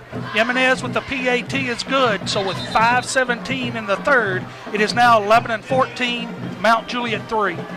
Will be interesting to see if J.J. Helm will go back out there under center for the Golden Bears. There we'll mark off and enforce the personal foul, as it's going to set Mount Juliet up in pretty good field position here, especially with the way we kind of pooch kick things. They may have the ball close to midfield when this all is said and done. Guys, how far? They didn't penalize us. Yeah, from the 40, 5, 10, 15 yards, kicking from the 25.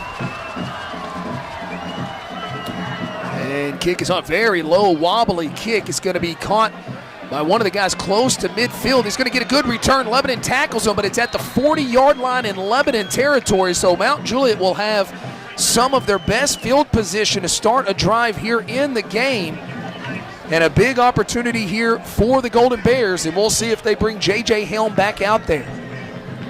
Well, defense should be well rested. I don't try to read Coach Perry's mind, but if I was a betting man, I would say, and I'll let you know, no, they're going to return Hardy. Maybe they've just got J.J. Helm on a pitch count since that he has been out, but I'm not going to argue with him. So C.J. Hardy will be in there, I believe. They're going to keep in the backfield. Driver, they'll give it to him over on the left side. He's going to be brought down for no gain, and that'll get us under the 5-minute mark.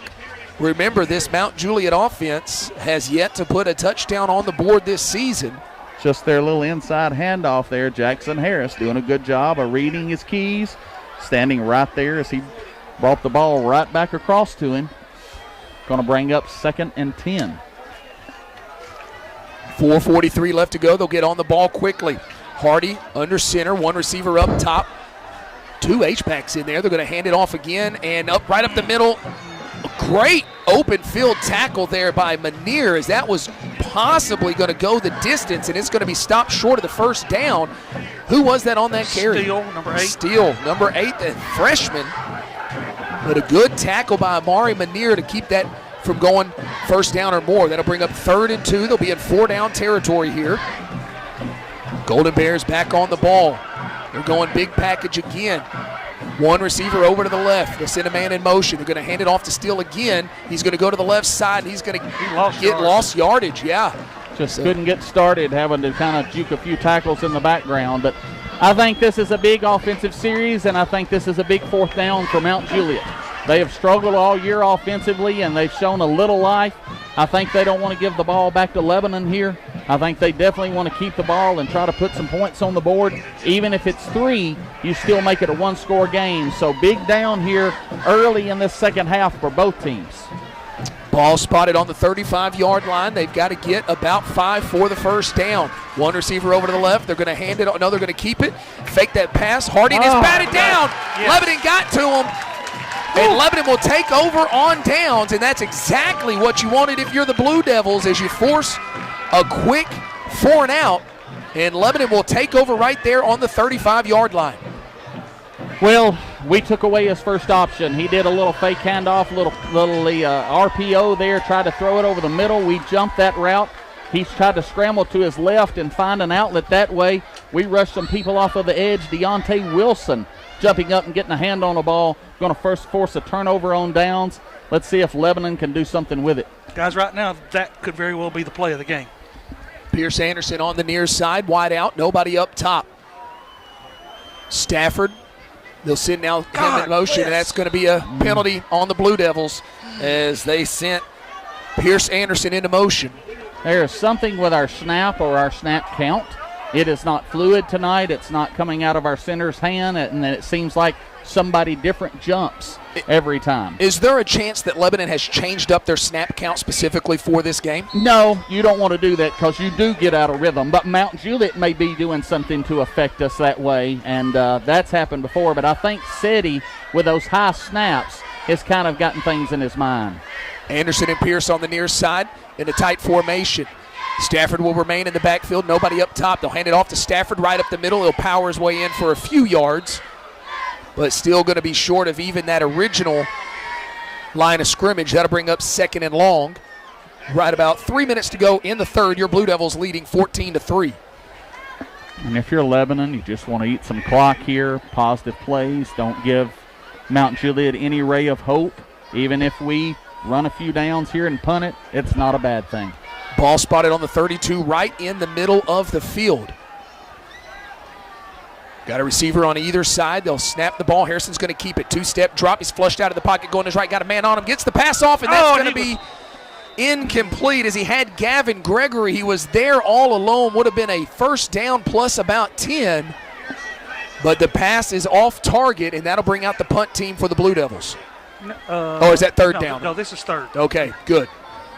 Yeah, they're just bringing a few more hands in, kind of giving these guys some fresh legs on the outsides here. It's still going to bring up a 3rd and short 13 or long 14.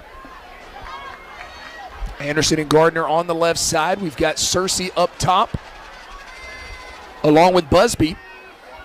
Stafford will remain in the backfield. Austin Harrison, the senior, calls out the play, goes into a shotgun formation. They'll send Busby in motion. He'll get the ball to Harrison. He's going to go over his right, and that's going to get it to Searcy, and nothing there as they got it to him, and they almost got past that first defender, but he kept his handful of jersey there and brought him down. Well, just a lot of window dressing there for Lebanon. We had trips left. Kind of showed like we were going to throw that and threw the backside receiver screen. I think we ran that earlier in the game and had a little more success, but their defender had already seen that once and grabbed a handful of cloth. It's going to force Lebanon into a 4th down in a punting situation. So Mount Juliet back to receive on about the 37, 38-yard line. Will be Jimenez to punt. Ball is on the way. Much better punt than last time. They'll come up and catch it. Ball, and did they touch it? Lebanon's going to fall on it. We're going to say, did they touch it? Is it Lebanon's ball? No sign yet from the official, but Lebanon's players are calling it. Well, you know, with this officiating crew, this is really going to confuse them because they have no idea what to make the call. Still no official call that I see. They have not signaled either way. Mount Juliet's going to run their defense, and we're running our offense. Their guy came up to field it, but I'm not sure we gave him room as Trey Perry's out on the field saying we never give their guy a chance to catch the ball. He did not signal fair catch, so let's explain that. He came up to field it, and so as Lebanon, you don't have to let up. You just have to give him that halo to catch the football. Nonetheless, whatever it was a bang-bang play, and he couldn't hold on the ball, and Lebanon alertly recovered it. And if it's going to go the way, we're going to be set up first down on around their 28. So into Mount Juliet territory after both teams go 4 and out. A gift from the Mount Juliet Golden Bears to the Blue Devils as they, as you said, did not call for the fair catch. So when that ball came down, Lebanon has the right to crowd that receiver, and it was a little too close for comfort.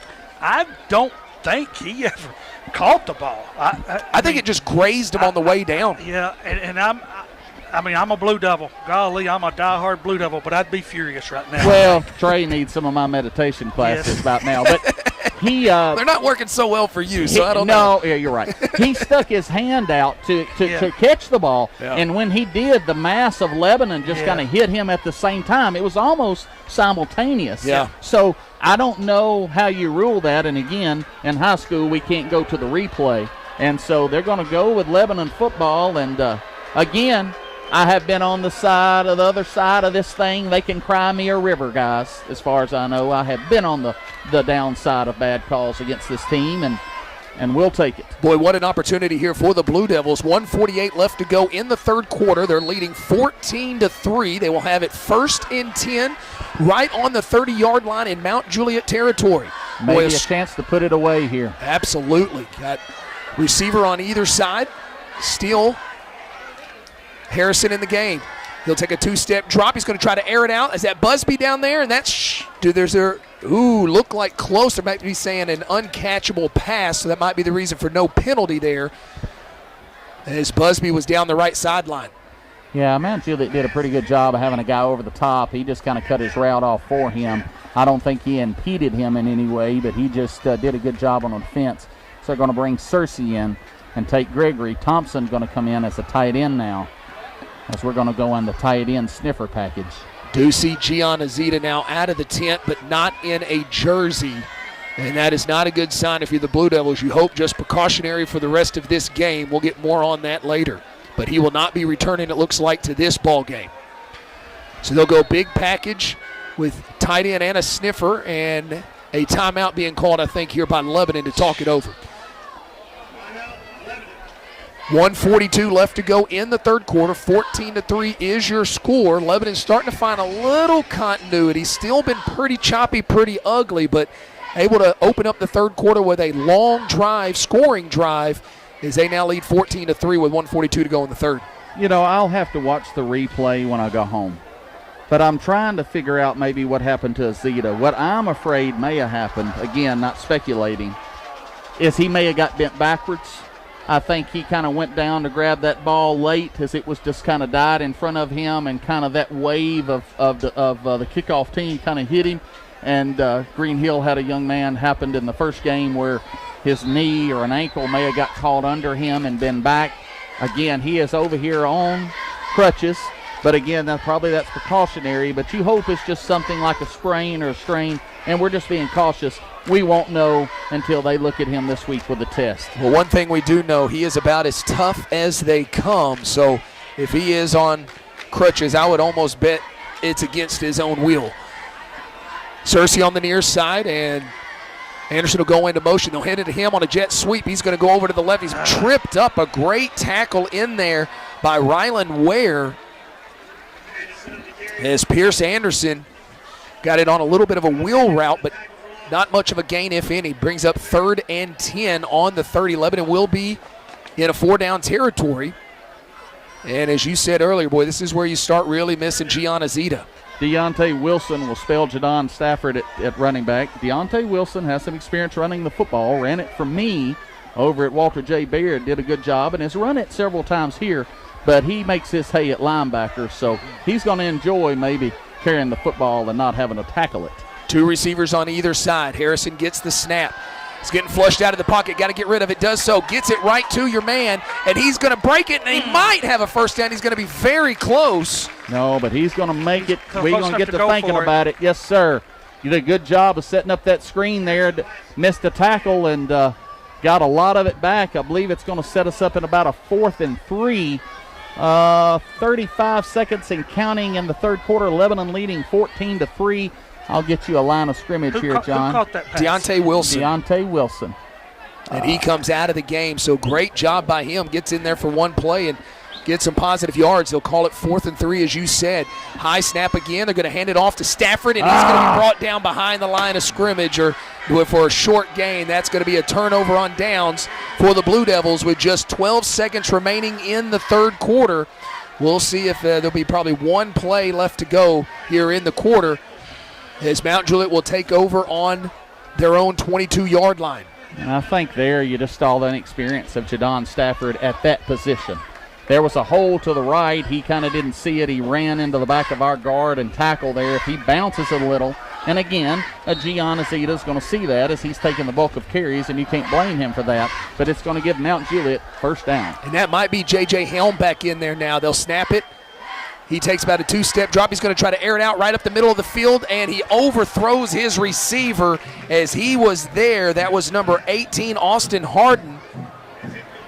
Yeah, you know, we don't need one running that wide open behind us. That's giving them an easy one and letting them right back in that ball game. Gregory has enough speed, just must not have reacted quickly as he chased him all the way across the field, but was trailing that young man on that pass route.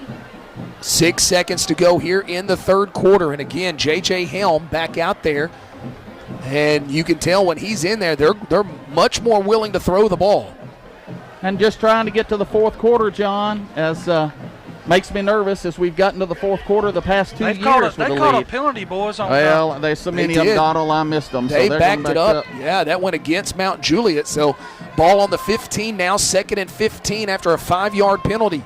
Helm in there, one receiver up top, the only one. 2 running backs in the backfield. Helm will turn and fire. He gets it, and he's going to be brought down behind the line of scrimmage. That's Eli Driver and the Lebanon defense, and there'll be 1 second left, and he's tackled out of bounds. That'll force them to run one more play. And if Lebanon can get a stop here, we could start the fourth quarter with a Mount Juliet punt. John Binion really starting to grow into his own out there as that defender. Last week we saw it a couple of times, showing his range. He has a lot of speed, and he sees that guy bounce it to the inside, and he is dead to rights when John Binion comes out there. He had a great game in this game last year. Hopefully this time it'll result in a Blue Devil win. So this will be the last play of the third quarter. No penalties, guys. One receiver over to the left. Nobody on the near side. Ball on the right hash. On about the 12-yard line. Helm's going to keep it. Pump fakes. Got a man. Throws it downfield, and that's almost caught. And what would have been an incredible catch for a first down for Cooper Burgett. But it is dropped, and that is how the third quarter will end. I surprisingly don't see any flags on the field, but all of the players are remaining on the field, and now they'll come off, and that is how the third quarter will end. We'll go into the fourth and final quarter, Lebanon leading 14-3, and assuming a punt by Mount Juliet to start the fourth quarter. You're listening to Blue Devil Football here on WANT FM 98.9, back in 60 seconds.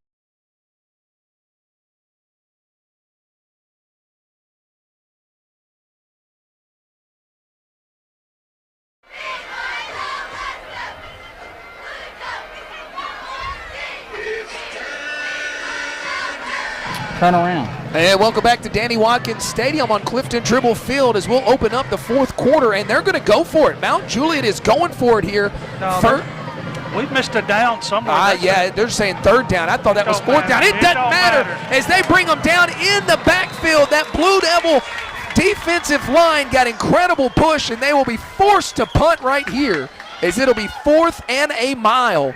And they are inside their own 5-yard line. So Jadon Stafford will trot out to about the 40-yard line, maybe the 45 to catch this punt. Jackson Harris on the tackle, had another defender kind of make the initial contact. The quarterback escaped that, but not the second one.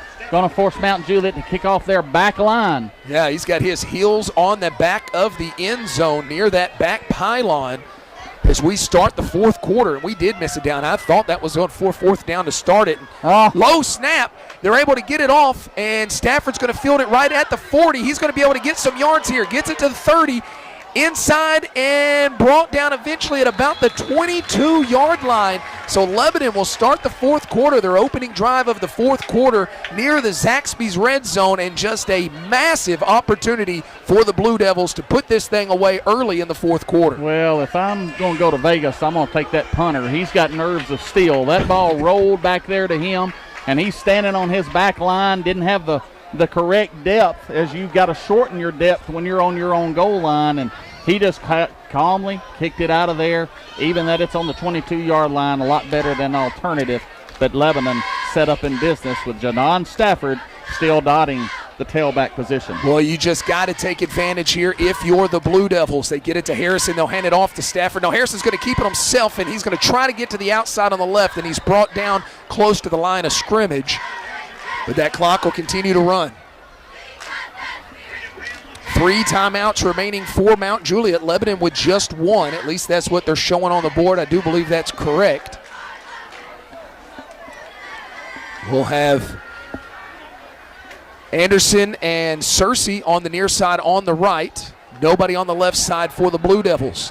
Big package in there once again. Brecken Rogers in there at H-back. Stafford will move into the Shotgun formation. They'll snap the ball. They'll hand it right to Stafford. He's going to try to go over to his right. Got some blockers. Got through one of them, and then tiptoe. Oh, that's a late hit. And there it is. Sir. Yes, they called it.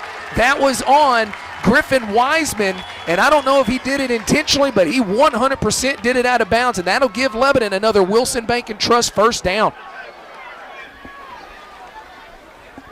Well, again, Mount Juliet just starting to get a little frustrated. They've had a long season, and even if they have played well, they can kind of feel the dam starting to break, and you just kind of have to be careful if you're both ball clubs to not do anything silly at this point.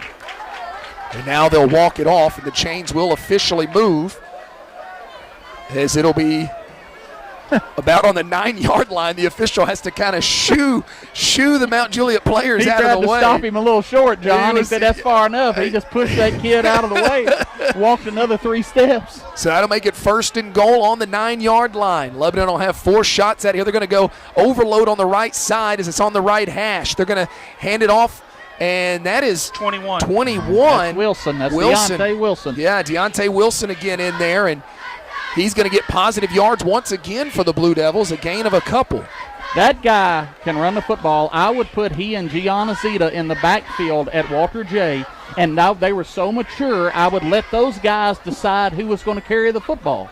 And I've never seen 2 guys like that just be very patient and generous, and I wouldn't know. And he was almost effective as a Zeta most of the time running the football, but a fine defensive player and one of the smartest football players you'll ever meet. You're not the first one that has told me that, and also a heck of an athlete is Wilson to be able to move around the field like that. They'll go to Harrison now. He's going to take it over to the right side, trying to power his way. He's going to be down at about the 3-yard line. We got a score there, guys. Blocking was set up. He just got tripped up. The Mount Juliet defender kind of sold out and kind of dove for his feet, but he stays on his feet, and we walk in. Going to bring up a, where are we at? 3rd and goal. 3rd and goal. On the 3. On the 3. You know, still getting late in this contest. Mount Juliet still has a ray of hope, but Lebanon pushes it in here, and it's going to get a little darker for them. Deontay Wilson will stay in there at that tailback position. They'll be in a pistol formation, heavy package, nobody outside for a receiver. They're going to hand it off to Wilson. He's going to follow his blockers into the end zone. Yes, that's another Tim Leeper touchdown for your Lebanon Blue Devils as Wilson gets into the end zone with 8:51 remaining in the 4th quarter. Lebanon up 20-3 with a PAT on the way.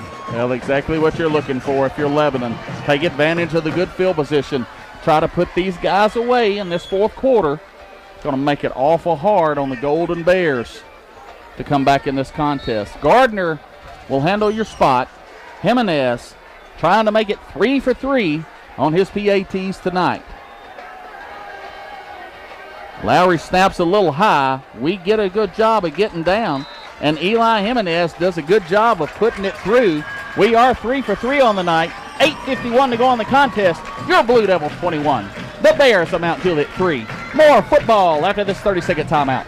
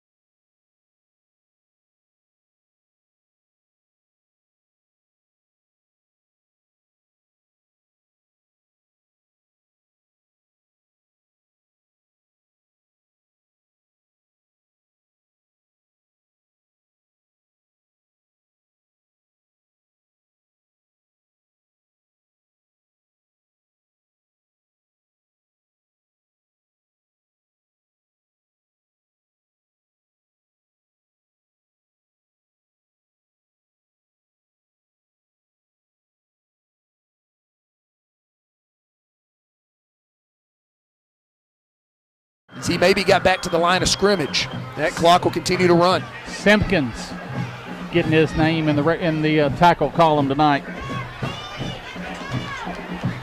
They're going to go hurry up offense. Split receivers on either side. Helm again on the snap. He'll hand it off again. This time right up the middle. A few yards this time by Driver. Maybe one, actually, as he danced around a bit in the backfield. And, that handing off, that's really helping Lebanon as that clock continues to run, now getting close to 8 minutes. Well, they're not built to throw the football a lot, and they're out of their element.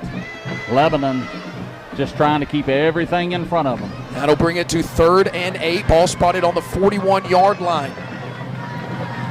Get it to Helm again. One-step drop, and that's caught, I think. Nope. Incomplete on the sideline, was right at the chains. Jaden Stafford coming off that right side had a hand in the quarterback's face as he went to jump to kind of bat the ball down. The offensive tackle had a handful of his jersey and pulled him down to keep him from jumping. That's holding to me. I think maybe the officials just trying to. I think they ran out of flags. Well, they are. Their arms tired. Yeah, got to ice it down afterwards. Going to bring a 4th down punting situation, however, for the Golden Bears. So Tate Murbitz back on to punt again, and I believe that's Manier back to receive on about the 30-yard line. With Jadon running tailback, we're going to line up in a safe punt here, and we just need to field it. And he'll get it. And Manier brought down after maybe a 5-yard gain. About the 32-yard line is where Lebanon will trot out to take this. And with 7:37 left to go, Mount Juliet still with 3 timeouts, but now trailing 21-3. Not a whole lot of scenarios left for the Golden Bears. Now with Lebanon on the offensive end. Boy, Mount Juliet really needed to get something on that drive, and Lebanon shut them down. Well, we're going to try to run on the football here and salt away a little time here. Jadon Stafford returns his tailback.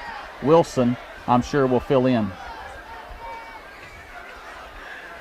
Got Searcy on the right side along with Gardner. Nobody up top on the left. Ball spotted on the right hash, 1st and 10 on the 32. Lebanon leading 21-3 with 7:37 to go against their cross-county rival. They're going to hand it off again to Stafford. He'll get maybe a yard right up the middle, and it'll keep that clock running. Boy, this is where you really like to see Austin Harrison manage this game down the stretch. Just keep the chains moving, and now we do get a timeout as we do have a player on the field. Guys, if there is any positive to Azita being hurt, the next 2 weeks are non-region games. So we don't necessarily have to have him if we don't, if we win this one tonight. So we do have a Blue Devil on the field right now. The training staff over to look at him. Looking at his back, I think that's maybe Rogers, 34, Brecken Rogers, as he is our sniffer on that side. And again, I'm not 100% sure, but it's going to be Rogers, and I think he's going to set up and be okay. Maybe just tweaked his back or took a shot there, but they'll get him out, and I'm sure 25 Jack Greer, senior Jack Greer, will spell him here. And he's coming in there, so. Give us an opportunity to thank our 4th quarter sponsor, our Friday Night Lights sponsor, Hardee's, located on West Main and South Cumberland Streets right here in Lebanon. Hardee's is serving up big char-broiled burgers and made-from-scratch biscuits 7 days a week. Had me one of those this morning, John. Loaded omelet biscuit. It was fantastic. Tell me more. Tell me more. 21-3 your score. Lebanon 2nd and 10. Ball on the 33-yard line in their own territory. 2 receivers on the near side in a pistol formation. They're going to hand it off. This time Harrison's going to keep it himself, run it to the outside. Couldn't quite get the block he was looking for, maybe a yard or 2. Well, if Gardner and this other kid had a little square dance music, they just kind of went circles around each other blocking. That kid's kind of running around the block, and Gardner trying to chase him down, but pretty effective there for Mount Juliet. They stopped Harrison to a small gain there. It's going to bring up a 3rd and 9. Yeah, 3rd and long does stop the clock as well, as you said, 7:01. So if Mount Juliet can hold Lebanon here, will give them at least an opportunity to make this interesting, trailing 21-3. But remember, this Mount Juliet offense yet to find the end zone this year. More than 3 games in, almost 4 games in. Big package over to the left as they go tight end. That's going to be, I think, another illegal procedure here on Lebanon. Yep. And let me say this while we got a quick break here. We've done a lot of complaining tonight. Anytime you come in this football game and you're leading 21-3 in the fourth quarter, you need to just realize what you're doing. Again, a lot of people's going to look at it. I'm going to go ahead and say it because I'm going to hear it. A lot of people are going to say, well, y'all didn't beat them like Friendship did. It's a completely different game. Yeah. This game is always tight. Again, they had a few kids return. It's been an ugly game. We hadn't played that well, but we're winning 21-3, and we'll take it. After losing to this team the last 2 years, I don't care if it's by 100 or 1. A win is a win is a win. Anytime against these guys. Split receiver on either side. They're going to get it to Harrison. He'll roll over to his left, comes out of there, and Cersei was there for the first down, and he overthrew him. And that'll bring up fourth down, and Lebanon will be forced to punt. And we've seen Harrison off target more tonight than we have all season. He came into this game 72%, a little north of that actually, about 72.2% coming into this ball game. Not exactly sure what his stats are now, but I would think that it's going to be below that 72%. Well, John, we all know whose time that would have been right there on that drive. Yeah. That'd have been Gianna Zeta, salt the game away. Oh, a high punt. This is not going to go very far. It does take a Lebanon bounce out at about the 40, but not a very good punt that time by Eli Jimenez. And Mount Juliet will take over on a 45, 44-yard line.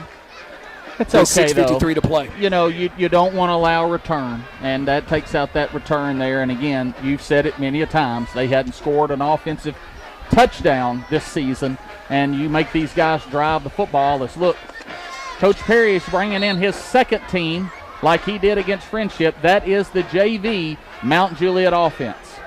Well, you look at what they're doing, and this Mount Juliet team this time last year was undefeated, and so now they're just trying to find some things, and they've been dealt some bad hands as far as injuries, but every team goes through that, and it's how you respond off that. And as you said, he's pulling in that JV now, and we'll try our best to get these names out there as best we can. But it does look like Mount Juliet calling off the Bears, so to speak. Well, Hardy's still running quarterback. Yeah, Hardy's still, he will be their quarterback going forward in the next couple of years. So he'll roll over to his right, looking for somebody downfield, all the way over to the sideline, eventually throws it, and that might be, and it is, it's intercepted. Lebanon comes away with it. Able to come out of it with his Gavin Gregory. He's going to take it up the right sideline, past the middle of the field, and eventually pushed out around the 30, and Gavin Gregory gets the second takeaway of the year for the Blue Devil offense, and that, ladies and gentlemen, will put this bad boy on ice. I think so. We are going to have a flag on the return here about the 50 as I was kind of watching as he bent it all the way back across the field. You usually get holding on a return or an illegal block, and I think that's what you're going to do. But still, it doesn't take away a great job of our defense. And let's give us credit. We've struggled offensively, but our defense has played well tonight, and that's what you lean on when you have games like this, is you have a solid defense, and we've done well with that tonight. This Blue Devil defense has only given up 6 points in the fourth quarter this year, and they have not given any up here today in the second half at all. And they will back this up, as you said, and I think this will probably be, like you said, a block in the back or something along those lines. And, John, that statement is big because we have allowed comebacks in the third and fourth quarter of the last couple of years. We've said it. We were right there at the half, if tied or leading, and then we just kind of didn't answer the bell for some reason. We made an emphasis on that, and I think the stats are showing we've done a good job at finishing games. Wilson's going to be back in there at tailback. So about a 25-yard difference. Go ahead there.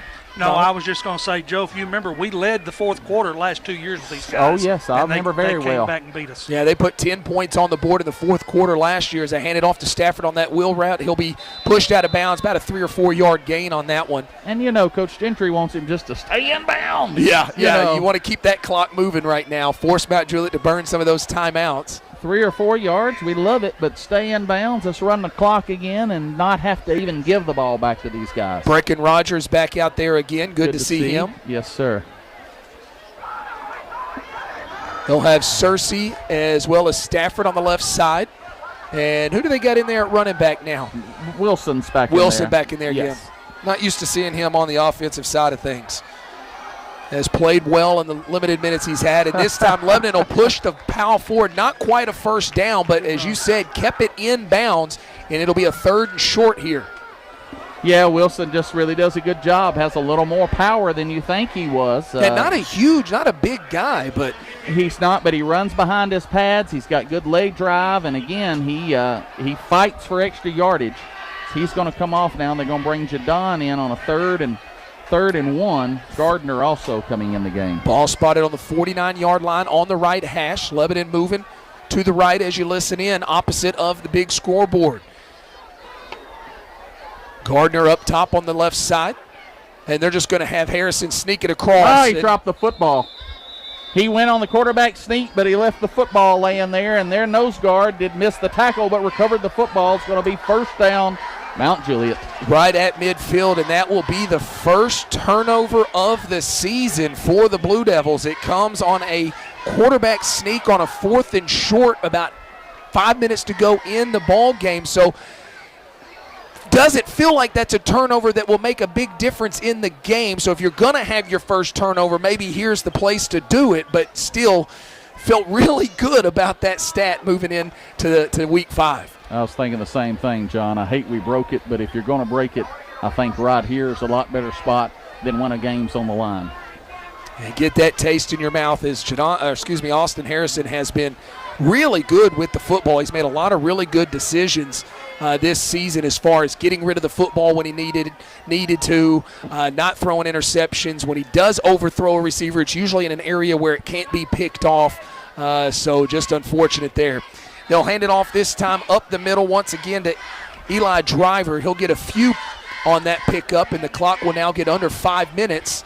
And Mount Juliet, I think, is pretty content to let this thing roll as they're not looking to burn any timeouts. Mount Juliet's got a strange little mesh point there. They hold that handoff a long time, and sometimes Lebanon overruns it. C.J. Hardy back in there. They'll hand it off once again to Driver. He'll drive forward for a few before Lebanon takes him down. Going to be about 4 yards shy of the first down. I think that'll bring up about 3rd and 4, 3rd and 3, as we're now under 4.5 minutes. Don't forget, guys, once we get into the post game, Joe Gardner will head on down to the sideline to get his post-game interview with head coach Chuck Gentry. We'll also take a moment to send it back to the scoreboard boys for a live update around the region and around the county. They'll hand it off to Driver again, and he's going to be close, might have the first down there. I think he does. So Mount Juliet will move the chains, but unless something dramatic happens here, Lebanon is going to move to 4-0 on the season, and they will get this win over Mount Juliet. When you look back at the recent history of these two teams, last year, as we talked about, Lebanon lost that one 24-21 as they bring up 4th and 3 here. 4th and 1, so they did not give them the first down, and they're going to quarterback sneak, and that's close. What a great tackle by John Binion. He got it. They do give it to him, but it was close as he broke it to the outside, and Binion was right there to get him. But to finish that thought, last year Lebanon lost 24-21 right here on this field. The year before that, an overtime loss. The 2 years before that, Lebanon won back-to-back games convincingly, 35-0 and 27-6. So it looks like Lebanon's going to pick up their 3rd win out of the last 5 matchups. Short gain, about 5 yards on that one as they move over to the 35-yard line. Just over 3 minutes to play, and the clock continues to run. And some of the crowd starting to file out here to try to beat the traffic. They'll snap the ball once again, pass over the middle of the field. That's going to be incomplete as they try to go to Bohannon again. C.J. Hardy overthrowing them that time.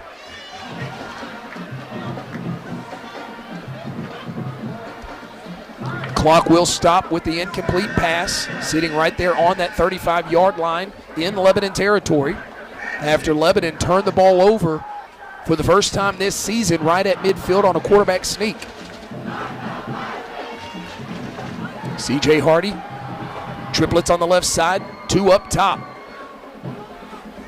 He'll snap the ball, but we'll get Shocking. And it'll be a timeout, not a flag, as Lebanon will call timeout. As Chuck Gentry wants to talk about it. That'll be Lebanon's last timeout of the game. Yeah. Mount Juliet still holding on to all 3 of theirs.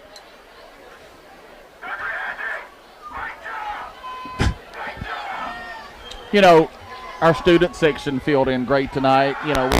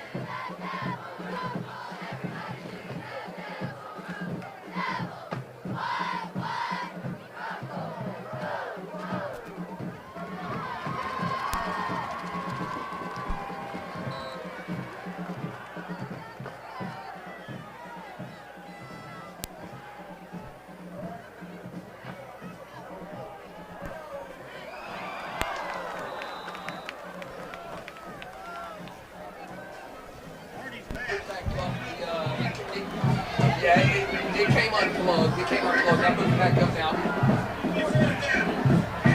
Okay.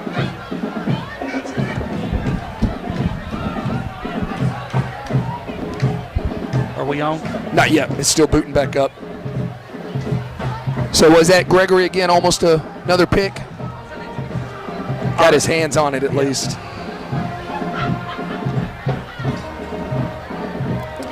All right, ladies and gentlemen, I do think we're back. Sorry about that. We dropped our signal for a moment. Still 2:59 remaining here in the ball game, 21-3.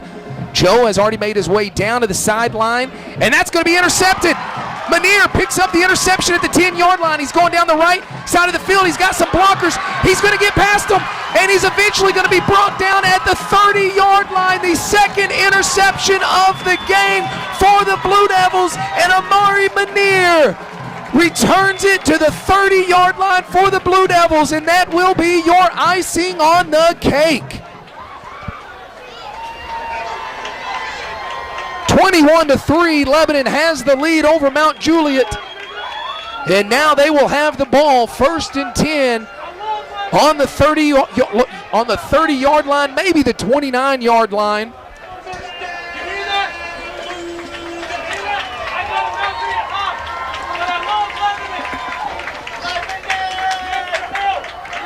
(21-3) is your score. 2:43 left to go.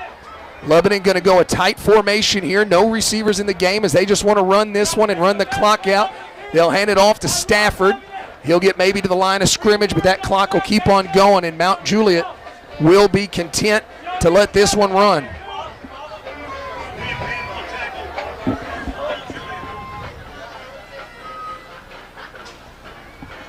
So the clock will continue to tick. This one can get down close to the 2-minute mark.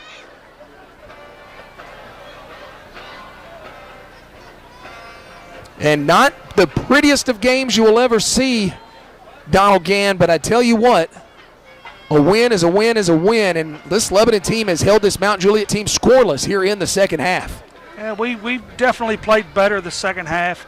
We've not played near as crisp and sharp and as clean as we have the first 3 games, but man, this is Mount Juliet. Yeah, that's what a rivalry game's all about. Crazy things happen when you play these games. Luckily, it looks like we're going to get to wear our devil horns and eat a little bear meat. Deontay Wilson will come back into the ball game. We've seen him quite a bit on the offensive end here on the in the second half with Gianna Zita going down with an injury. No update on that. Hopefully nothing serious.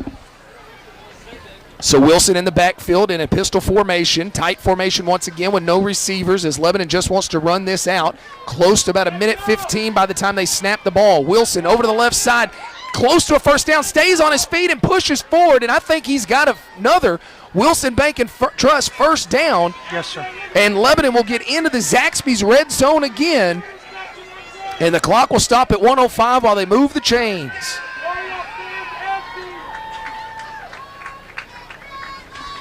So we'll see what Lebanon decides to do here as this will get under 1 minute, and Lebanon here can take some knees and just let this one wind out. They may opt to run 1 or 2 more plays, but it will not change the outcome of this game.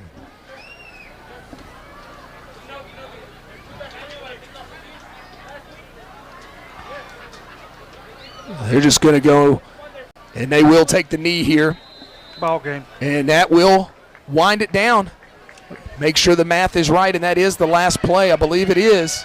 And it is your final, Lebanon 21-3, a winner over Mount Juliet. And for the first time since 1993, your Blue Devils start the season 4-0. In order to get there, they beat their longest tenured rival in the Mount Juliet Golden Bears. Your Blue Devils are 4-0 after a 21-3 win over Mount Juliet. It was not a very fun game to watch. It was not a very clean game, but it was a win nonetheless, and the Blue Devils get the win. Your final once again, 21-3, as Mount Juliet falls to 0-4 on the season and Lebanon moves to 4-0. We're going to send it back to the station for a 3-minute break. We'll be back in 3 minutes.